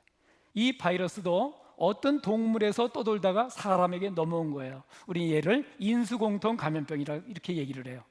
얘들은 기후변화, 산림개가, 인구 증가, 도시화 이런 거에서 생태계를 파괴하면 사람과 인간이 동물이 마주칠 기회가 많죠. 그래서 동물에 있던 바이러스가 넘어오는 겁니다. 이게 교통망을 통해서 전 세계로 퍼져나가는 거고요. 근데 이러한 조건은 점점 더 짙어질 거라는 얘기입니다. 예를 들면 지구온난화로 동물, 사람 간의 잘못된 만남이 증가됩니다. 여기에 보여지는 저러한 9가지 전염병은 매우 치사율이 높은 것들이죠. 자, 얘들을 옮기는 매개체가 여러분 뭘까요? 공통으로 하나입니다. 손 들어보세요. 학생. 예. 모기. 맞나요? 좀 크네요. 모기입니다. 그런데 맞습니다. 이 모기는 더운 곳에 살죠. 근데 지구온난화가 되면서 점점 지구온난화가 돼서 서식지가 넓어져요. 그러니까 사람과 동물도 서식지가 넓으니까 좋은 데로 옮겨가겠죠. 근데 사람들은 국경이 있어서 못 갑니다. 우리가 북한 땅 위로 올라갈 수 없잖아요, 지금. 그러니까 어떻게 돼요? 더 쾌적한 고산지대로 올라가는 거예요. 좁은 지역으로, 여기 인도를 표시하는데 인도가 지금 인구 1위입니다, 세계. 15억. 중국을 추월했어요. 인도 사람들의 대부분이 이 빨간색 여기에 살아요. 왜? 저기가 고지대고 시원하거든요. 그런데 사람만 그런가요? 동물도 시원한 거 좋아해요. 그러면 몰려들어요. 그러면 바이러스가 옮겨올 기회가 점점 늘어나는 것이죠. 여러분, 아까 로마가 전염병에 망했다 그랬잖아요. 그 당시 모든 길은 로마로 통했습니다. 고속도로가. 그러니까 로마도 팬데믹에 가장 취약한 도시였다는 거죠. 그런데 연간 여러분 2종 이상의 바이러스가 인수공통감염으로 발견되고 있습니다. 연간, 매년. 그런데 대부분은 더 이상 팬데믹으로 발전 안 하고 거기서 끝났을 뿐이에요. 운이 좋은 거죠. 여기 빨간색으로 표시된 부분에 한탄 바이러스, 바로 우리 한국에서 발견된 거죠. 이게 저게 일어났던 거고요. 자, 그런데 과학 기술이 발전하는데 야, 그까지 바이러스 하나 박멸 못해요? 여러분, 우리 인류 과학 의학이 발전했지만 우리 인류의 노력으로 극복한 바이러스는 얼마 안 됩니다. 박멸한 건 얼마 안 됩니다. 여러분, 그런 바이러스가 3개가 있으면 누가 알까요? 한번 누가, 여기 학생. 예, 천연두. 또. 네, 학생. 소아마비. 또. 설사병. 네, 됐습니다. 저기 학생. 와, 한번 보겠습니다. 어떤 건지. 예, 천연두. 그 다음에 우역, 소에 대한 천연두죠. 그 다음에 저기 학생. 이건 굉장히 새로운 지식인데 소아마비는 이제 전 세계적으로 300명이 안 돼요, 환자가. 이건 없어지게 돼 있습니다. 그 소아마비 맞습니다. 그러면 자, 여기서 여러분이 추론할 수 있어요. 그런데 3가지 병의 공통점이 뭐냐면 숙주가 한 종류라는 거죠. 천연두는 오로지 사람만 감염시켜요. 소아마비도 오로지 바이러스 사람만 감염시켜요. 이렇게 숙주가 하나일 때는 제거가 가능해요. 그런데 옆에 거는 코로나19의 바이러스의 숙주를 보여주고 있어요. 온갖 동물들 다 감염돼요. 여러분, 박멸시키려면 어때야 돼요? 저런 동물들도 다 죽여야 돼요. 이게 가능합니까? 저런 동물들 죽이려다 인간이 먼저 죽습니다. 절대 죽이려고 시도하면 여러분이 먼저 죽어요. 자, 우리 저 학생 상품 당첨입니다. 나중에 받아가세요. 그래서 바이러스는 생태계의 이론이기 때문에 여기에 바이러스 세균 곰팡이 없애면 모든 생태계가 끝나게 되어 있습니다. 그리고 대부분의 바이러스는 해롭지 않습니다. 자, 여러분, 팬데믹은 그러면 왜 예측 못해요? 아까 앞서 교수님이 할 때 AI가 있는데 예측도 못할까요? 여러분, 여기 보이는 코뿔소 보이죠? 근데 여러분, 세상 지구상에서 싸움 대장 3가지 동물 1, 2, 3위가 뭔지 아세요? 지상 최강의 동물. 코끼리, 하마. 예, 오케이, 됐습니다. 오케이. 아까 코끼리, 그 다음에 하마, 얘입니다. 코뿔소가 싸움 때죠. 얘들 링에 가둬놓고 싸우면 여러분 사자, 호랑이 힘든 모습을 쳐요. 여기 지금 호랑이, 사자 한 사람은 아닌 거야. 자, 얘가 온순해 보이고 아주 재밌어요. 그런데 자, 아까 걔가 온순한데 사람이 계속 가서 찝쩍거리거나 침범하면 와가지고 차를 뒤집어 엎어요. 그러니까 차들 사망한 사건, 불행한 사건입니다. 그런데 우리 경제, 사회, 문화에서 많이 쓰이는 용어입니다. 어떤 사건이 예측 가능하냐 할 때를 검은 백조 사건이냐 회색 코뿔소 사건이냐 우리 이렇게 얘기해요. 검은 백조는 거의 일어나지 않을 가능성이야. 예를 들면 해성이 우리나라를 저 지구를 충돌한다든지. 그러나 일어나면 매우 파괴적이죠.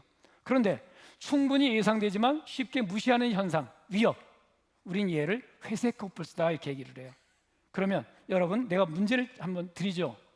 과연 코로나19는 블랙스완이었을까? 회색 코뿔소였을까? 여러분 뭐라고 생각해요? 예, 여러분 한결같이 회색 코뿔소라고 답을 하고 있습니다. 맞습니다. 사실은 이 코로나19 바이러스가 2015년도에 이미 보고가 됐습니다. 똑같은 건 아니지만. 그런데 바로 미국과 중국의 공동 연구진이 밝혀낸 거예요. 유명한 네이처 메디슨에. 근데 이게 바이러스 제목이 이겁니다. 이 바이러스가 있는데 이게 퍼지면 큰일 나겠다라는 제목이 그렇게 달린 겁니다. 근데 아무도 주목하지 않았어요. 2015년에 경고했는데도. 근데 저는 그러면 앞으로는 나아질까? 제 생각은 아닙니다. 또 과학자들이 정말 연구 열심히 해서 앞으로 5년 후에 뭐가 나올 때라도 저는 안 움직일 것 같은데요. 지금 인간이 미련하게 돼요. 자, 그럼 다음 팬데믹이 언제쯤 발생할까? 자, 지금 현재 1만여 바이러스 종이 있는데요. 과학자들은 2050년까지 약 50%의 확률로 발생하고 아까 같이 동물과 사람의 만남이 흔한 이런 빨간 지역에 일어날 거로 믿고 있습니다. 이러한 바이러스들에서 적어도 이 강의장에 있는 대부분은 한 번 정도는 더 맞이할 겁니다. 자, 그런데 팬데믹을 그럼 어떻게 과학이 도전 극복해야 되나? 행운은 전략이 아닙니다. 예를 들면 메르스 바이러스는 치사율이 34%였었어요. 10명 중에 3명 죽는 거 있었어요. 근데 팬데믹은 또 하나 중요한 거는 모든 사람이 날 때까지 난 게 아니에요. 모든 사람이 나야지 완치되는 건데요. 그런데 여러 가지 과학의 발전으로서 인수공통 감염 추적이 더 쉬워졌습니다. 전 세계적으로 유전체를 계속 서열을 밝혀서 우리가 추적할 수 있는 거죠. 더군다나 아까 AI를 이용하면 질병감염신 네트워크를 연결해서 우리가 어느 지역에 어떤 질병이 일어났다는 것을 예측이 쉽게 할 수 있습니다. 그 다음에 더 신속하고 효과적인 백신 개발이 필요한데 여기에 대해서 말씀을 드리죠. 자, 코로나19가 사실 백신이 1년 만에 광속 개발됐는데 이건 오해입니다. 사실은 이에 대한 기본 연구가 여기 메신저 RNA 연구 30년, 그 다음에 정부에서 미국 정부에서 무상으로 지원을 했기 때문에 가능했고요. 또한 이 코로나 바이러스 연구가 이미 지난 20년 동안 해오고 있었습니다. 또한 지카 에볼라 바이러스 메신저 RNA 백신을 개발 중이었었어요. 근데 코로나19가 터지자마자 단지 플랫폼만 바꿨을 뿐이에요. 이런 것이지 1년 만에 만든 건 아닙니다. 적어도 20, 30년의 그런 결과를 통해서 만들어졌고요. 근데 WHO 세계보건기구에서는 앞으로 100일 안에 만들어야 된다. 이걸 제시하고 있습니다. 근데 100일 미션에서 뒤에 모든 임상 과정은 아까 플랫폼을 만들면 돼요. 근데 이 앞부분 조기 탐지, 복제 기전 이런 연구는 기초 연구입니다. 여기가 없으면 아무리 해도 백신 만들 수가 없어요. 여기가 중요하다는 얘기죠. 그런데 과학기술은 계속 나오고 있고 이와 같이 파란색으로 쓰여진 이러한 분야가 계속 많이 발전하면서 여러 가지 우리는 옵션을 많이 갖게 되고 있습니다. 그래서 앞에서 말씀드렸지만 어떤 교수님께서 전염병에서 인공지능을 활용하면 훨씬 더 손쉽게 할 수 있는 일들이 점점 많아지고 있고요. 자, 그중에서 백신을 개발해야 되는데 여러분 지금 변이 바이러스가 알파, 델타, 오미크론까지 왔습니다. 그런데 매번 주사 여러 번 맞았죠. 그러지 말고 변이체 바이러스에도 견딜 수 있는 여러 가지 범용 백신은 불가할까? 이게 하나의 숙제입니다. 그런데 바로 각인 현상을 이야기해야 되는데요. 일부 동물들 중에서는 알에서 깨어나올 때 최초로 목격한 사람을 어미로 따르는 동물들이 있어요. 이렇게 저기 오리 새끼들 제일 부화할 때 봅니다. 그 부화하는 알 위에 행글라이더를 놓으면 행글라이더를 어미로 알고 계속 따라다닙니다. 이게 로렌츠 박사의 원리인데요. 이렇게 이 각인 현상이 면역학에서 일어나고 있어요. 면역에서 발견돼요. 뭐냐면 바로 면역 반응은 우리 면역 시스템은 맨 처음 최초로 마주친 그 병원체만을 더 잘 인식하고 반응하려는 경향이 있습니다. 예를 들면 어떻게 일어나냐? 자, 여러분 알파 코로나19에 걸렸어요. 그럼 몸에서 어떤 바이러스가 항체가 만들어지는지 볼까요? 파란색 만들어지죠. 근데 이 사람이 델타 변이 바이러스 걸렸어요. 그럼 이번에 어떤 항체가 만들어져야 되겠어요? 노란 게 만들어져야 되잖아요. 그런데 맨 처음 맞던 애를 선호해요. 그 다음에 오미크론에 걸렸네? 이번에 어떨까요? 마찬가지예요. 또 알파에 대한 항체가 제일 많이 나오고 오미크론에 대해서는 얼마 안 나와요. 이게 면역 각인 현상 때문에 이렇거든요. 이거를 극복하자 이거예요. 그런데 그러려면 어디를 해야 되는가? 여러분 생체 인식 기술 중에서 우리 얼굴이잖아요. 얼굴을 했는데 얼굴을 성형하면 못 알아봐요. 그러니까 사람들이 어때요? 저래 지문도 찍고 막 그러잖아요. 근데 제일 어려운 데가 홍채예요. 여기는 성형이 불가해요. 압구정에서도 못합니다. 자, 그러면 바이러스에 변하지 않는 부위는 어딘가? 바이러스도 바로 스파이크 단백질이 얼굴이거든요. 얼굴은 얘가 맨날 변이를 해서 못 알아봐. 그런데 그 아래 몸통 부분이 있어요. 여긴 변이가 안 생겨서 과학자들은 이 부분에 대해서 항체를 만들도록 지금 하고 있고 성과를 어느 정도 내고 있습니다. 그 다음에 점막 백신인데 여러분 바이러스가 우리 몸에 들어올 수 있는 두 가지 방법이에요. 하나는 점막, 하나는 상처나 물리는 거죠. 피로 들어오는 거예요. 그런데 제일 좋은 백신은 어디냐? 그 병원체가 들어오는 길목에다 뿌려주는 거예요. 그리고 우리 코로나 독감은 호흡기에 비강에 뿌려줘야 되겠죠. 그런데 이건 위험해요. 왜? 여기 잘못 뿌려졌다가는 이 뇌신경이 가깝기 때문에 뇌에 큰 지장이 있어서 아직 우리가 과학적으로 이게 좀 풀어야 돼요. 그래서 자연 감염과 비강 코에다 뿌리면 IgA, IgG 항체가 다 나와요. IgA는 점막을 지키는 항체다. IgG는 우리 혈액에 돌아다니면서 순찰하는 항체예요. 그래서 우리 과학자들은 지금 점막 백신을 개발하는 데 힘을 기울이고 있고요. 또한 여러 가지 필요해요. 지금은 마이너스 80도씨에 저장해야 되잖아요, 백신을. 그래서는 안 되죠. 그러니까 이 열 민감성을 해결해야 되고 접종 방법을 더 쉽게 개선해야 되고 백신 배포 방법을 저렇게 먼 지역까지 혜택을 받을 수 있게 해야 되겠죠. 자, 한국의 팬데믹 여러 세 번째 왔습니다. 그게 최근에. 그런데 한국의 대처는 과학적이었는가? 사르스, 메르스. 저때 여기 보시면 김치 때문이다. 우리가 안 걸린 게. 그 다음에 메르스 때는 보건복지부에서 발표가 낙타 접촉 금지다. 그 대책을 내놨어요. 국민들 여러분 낙타 가까이 가지 마세요 했어요. 낙타 어디 가면 볼 수 있나? 종로에 나오나 모르겠습니다. 여러분, 저는 이게 과학적일지 여러분이 판단해 보세요. 코로나19 어땠습니까? 전 세계 사망률 1%였는데 한국 0.1%였어요. 10분의 1. 그러니까 한국의 대응은 매우 잘했다고 보는 게 합리적입니다. 근데 대비는 어떨까? 한국 백신 만들었나요?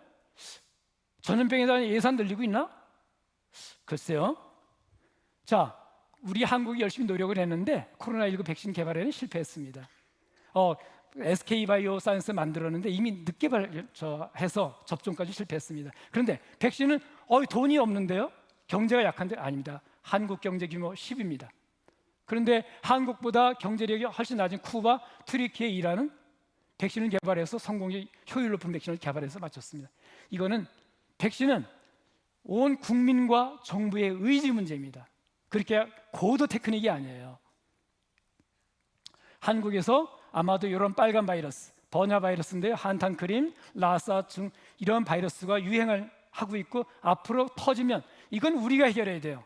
이런 백신은 나라에서 수입할 수 없어요. 다른 나라에서. 그래서 여기에 대한 우리는 백신을 개발해야 되고요.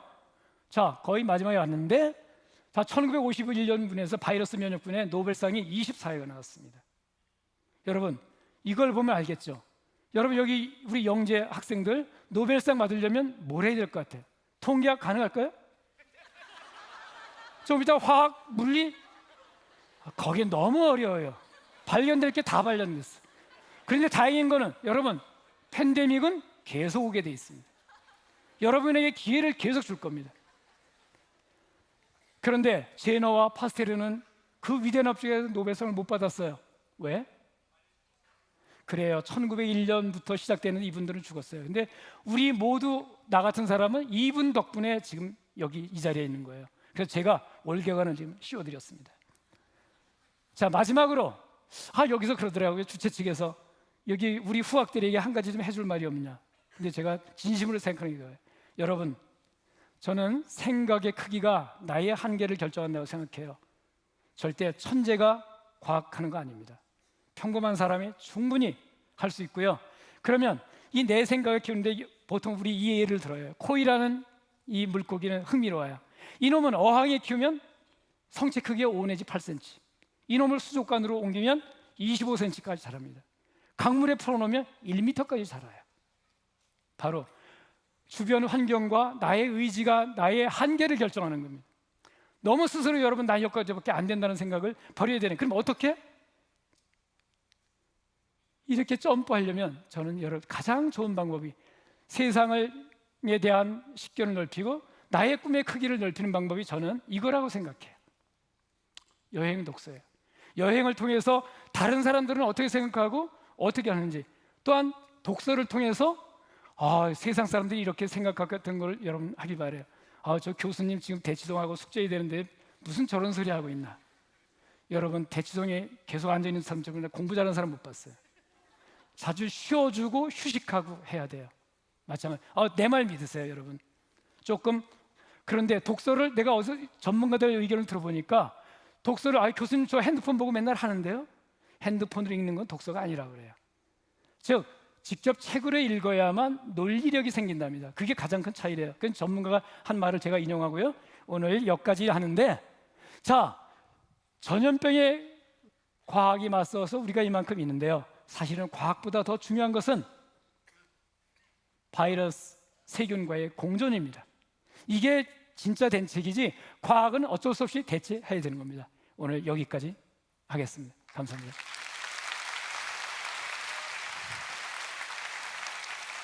네, 통찰 있는 강연 들려주신 안광석 교수님께 다시 한번 큰 박수 부탁드리겠습니다. 제가 말씀드린 대로죠. 네, 오프라인으로 들으시길 잘하셨죠. 모두가 공감할 수 있는 주제에다가 또 재미까지 잡아주신, 그리고 여러분이 노벨상을 받으시려면 어떻게 해야 하는지 상당히 분명하게 알려주신 그런 강연이었습니다. 아마 저 통계학과 교수들이 나보고 욕할 것 같은데. 저도 사전에 이게 합의가 된 얘기인지 약간 궁금했는데 이따 끝나고 잘 원만한 합의하시기를 바랍니다. 여러분 퀴즈 맞히시는 소리가 저 밖에까지 다 들리더라고요. 그렇게 대답 잘해주셔서 너무 감사드리고요. 저는 강연 중에 혹시 아까 지구상에서 가장 강력한 동물 얘기하셨던 게 기억이 나요. 그 코뿔소 말고도 크고 강한 동물이 또 뭐가 있을까요, 여러분? 한 글자 혹시? bear. 네, 맞아요. 그러면 이 스누곰을 받을 수 있는 질문 시간 가보겠습니다. 네, 맞습니다. 곰이었어요. 네, 그러면 역시 교수님 강연에도 사전 질문이 들어온 것들이 있습니다. 먼저 사전 질문부터 한번 보여주실 수 있을까요? 네, 교수님. 사스메르스, 최근에는 코로나까지 치명적인 전염병의 발생 주기가 점점 단축되어 가는 듯한데 그 원인이 무엇일까 궁금하다고 김준님이 질문 주셨습니다. 네, 김준군 질문이 예리한데요. 아까 얘기했죠. 우리 인구는 지구 인류 점점 더 많아지고 생태계는 점점 먹고 살려니까 저 파괴가 많이 되니까 동물과 사람과의 접촉 빈도가 높아질 수밖에 없는 거죠.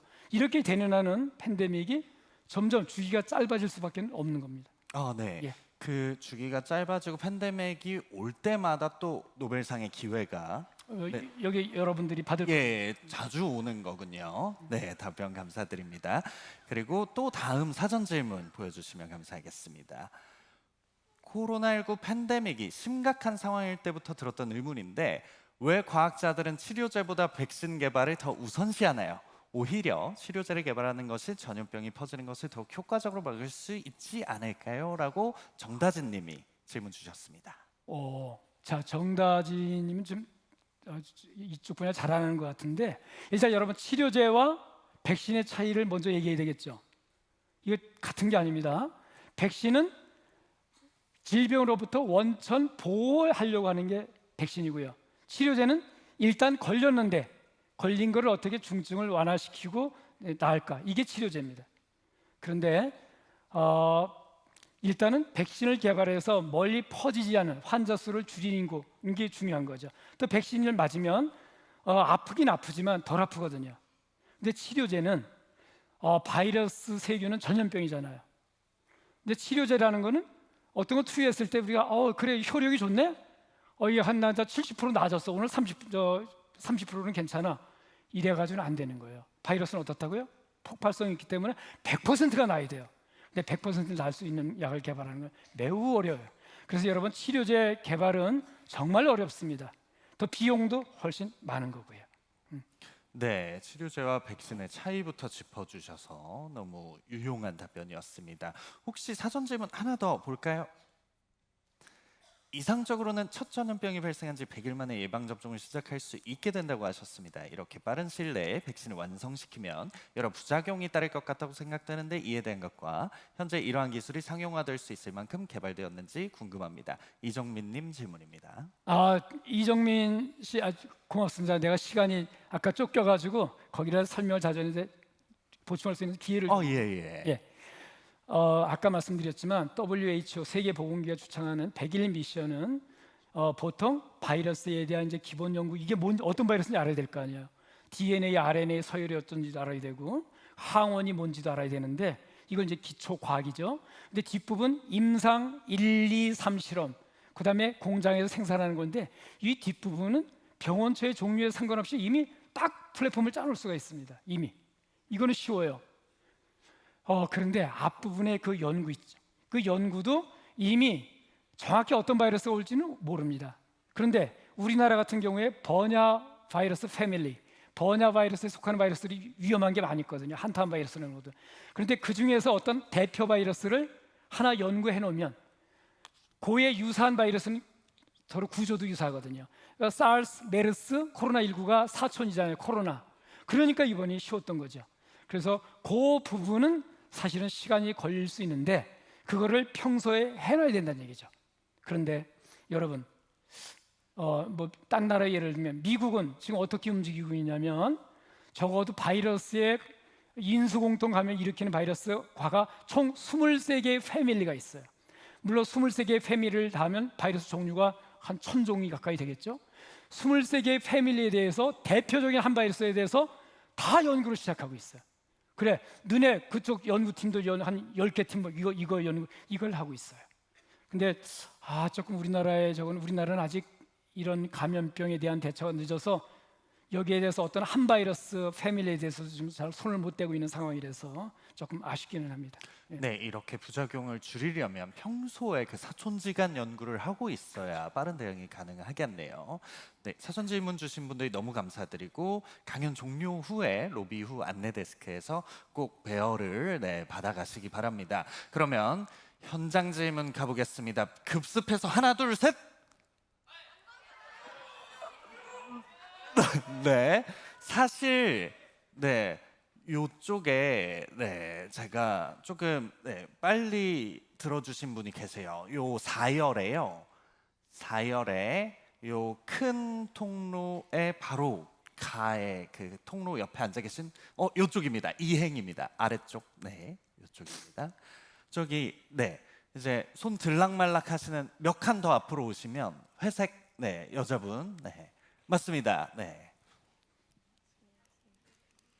흑사병이 아직 남아 있다고 하는데 위험하지는 않은지 여기 어딘가에 남아 있다고 하는데 그 바이러스가 위험하지는 않은지 왜 그런지 궁금해요.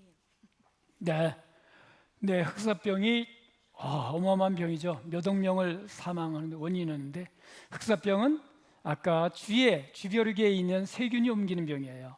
그러니까 최근에 그 이후로 지난 100년 동안에 많은 항생제가 개발됐습니다. 그러니까 이제 걸렸어도 그럴 항생제로서 우리가 세균을 죽일 수 있기 때문에 지금 어디 있겠지만 이제 위협적인 병은 아닌 거죠. 네, 위협적이지 않아서 저도 너무 다행이라고 생각합니다. 네, 바로 공을 드릴 거고요. 또 다음 질문. 저기 저 1열에요. 1행에 초록색 폰에 글자 써서 이렇게 돌리고 계신 분이 계세요. 네. 저거는 인정해야 할 것 같습니다. 네네네. 어떻게 저런 전략을 갖고 있어요? 안녕하십니까. 17살 이제 일산에서 온 홍창현이라고 합니다. 예, 선생님. 네. 이제 교수님께 제가 이제 질문 드리고 싶은 건 이 병원체가 저희 몸에 들어오면 저희 몸이 일종의 병원체의 숙주가 되는 거잖아요. 그런데 보통 기생충 같은 건 숙주랑 공생을 하고 이제 숙주를 죽이진 않는데 왜 병원체들은 저희 몸이 숙주임에도 불구하고 저희를 죽이려고 하는 건가요? 오케이. 우선 조금 학생도 불행한 말씀을 드리면 아직 17살이랍니다. 팬데믹을 맞을 확률은 100%예요. 다시 한번 일생에 살면서. 저는 사실을 저는 안 맞을 수도 있습니다. 팬데믹 없이 저는 딴 데 갈 수도 있어요. 자, 좋은 질문입니다. 사실은 여러분 바이러스는 절대 기생체라고 그러죠. 얘들은 그 숙주에서 증식을 해야 되는데 만약에 너무 독해서 숙주가 죽어버리면 자기가 자살하는 거예요. 그런데 그런 바이러스는 없습니다. 모든 바이러스 세균들은 가능한 한 그 숙주랑 공존하려고 온 게 그나마 그렇게 조금 아픈 거예요. 이미 너무 독한 애들은 숙주를 죽여버리고 본인도 사라졌어요. 그런 것이죠. 그 생명의 진화의 그런 본능상 공존 저게 맞지요. 답이 되는지 모르겠습니다. 네. 교수님 말씀하신 것처럼 너무 강하면 이미 좋은 곳에 다른 곳에 가해는 걸 수 있다는. 바이러스는 사실 죄가 없습니다. 우리 모두 무죄고 바이러스도 죄가 없습니다. 자, 그러면 다음 현장 질문 하나만 더 받겠습니다. 네, 제가 아까 그 폰에 글자 띄운 걸 말씀드리니까 이제 창의력들이 막 나오기 시작했는데요. 지금 2층에 3열의 맨 앞줄 이행 보시면은 이제 책을 흔드시는 분이 네, 네, 이렇게 하고 계신데 축하드립니다. 네, 네, 이제 창의력들이 마구 나오고 있어요. 네, 네, 안녕하세요. 아까 동물로부터 감염병이 나온다고 했는데 사람으로부터 시작된 감염병은 없는지 궁금합니다. 예, 물론 사람으로부터 나왔는지 그 구분하기 매우 어려워요. 일단 사람에 감염되면 사람끼리는 자유롭게 오가거든요. 오가는데 그걸 이제 판단하는 동물로부터 왔다는 걸 얘기할 수밖에 없는 게 만약에 사람으로부터 시작됐으면 그 사람으로부터 계속됐던 게 지금 계속 100년, 1000년 동안 오면서 어떤 현상으로 그게 숙주와 공존했던 어떤 전략이 있었을 거예요. 근데 갑자기 이렇게 병이 생긴다는 것은 새로 원래는 그 동물에 있는 바이러스도 그 동물 숙주는 안 아프거든요. 근데 갑자기 숙주가 바뀌면 이 사람한테 병을 일으킬 수 있는 거예요. 그렇기 때문에 사람한테 사람을 이렇게 나왔다라는 거는 확인도 어려울 뿐더러 그럴 가능성이 전 적다고 생각을 하는 겁니다. 네, 답변 감사합니다. 역시나 교수님도 열정적이신데 청중분들도 정말 열정적이셔서 제가 교수님 나오실 때마다 한 발짝 한 발짝 나왔는데 저희가 여기까지 앞에 나와 있었어요. 자꾸 다가가고 싶은 예. 너무 좋습니다. 네, 그래서 시간 관계상 정말 아쉽게도 현장 질문 여기까지 받겠습니다. 잠깐만 하나 긴급으로. 긴급이요? 나한테 10초만 주세요. 예, 그러시죠. 자, 하다 보니까 여기 안 보여가지고 상품이 제가 준비한 게 많이 남았어요. 그런데 불을 한번 켜주시겠어요? 근데 혹시 자 오늘 여러분 온 중에서 자기는 섬에서 왔다고 하는 사람이 손으로요. 섬. 자, 교수님, 오케이. 섬이 굉장히 많아 보입니다. 예. 그러니까 좋습니다. 맞네요. 예. 자, 제주도 빼고.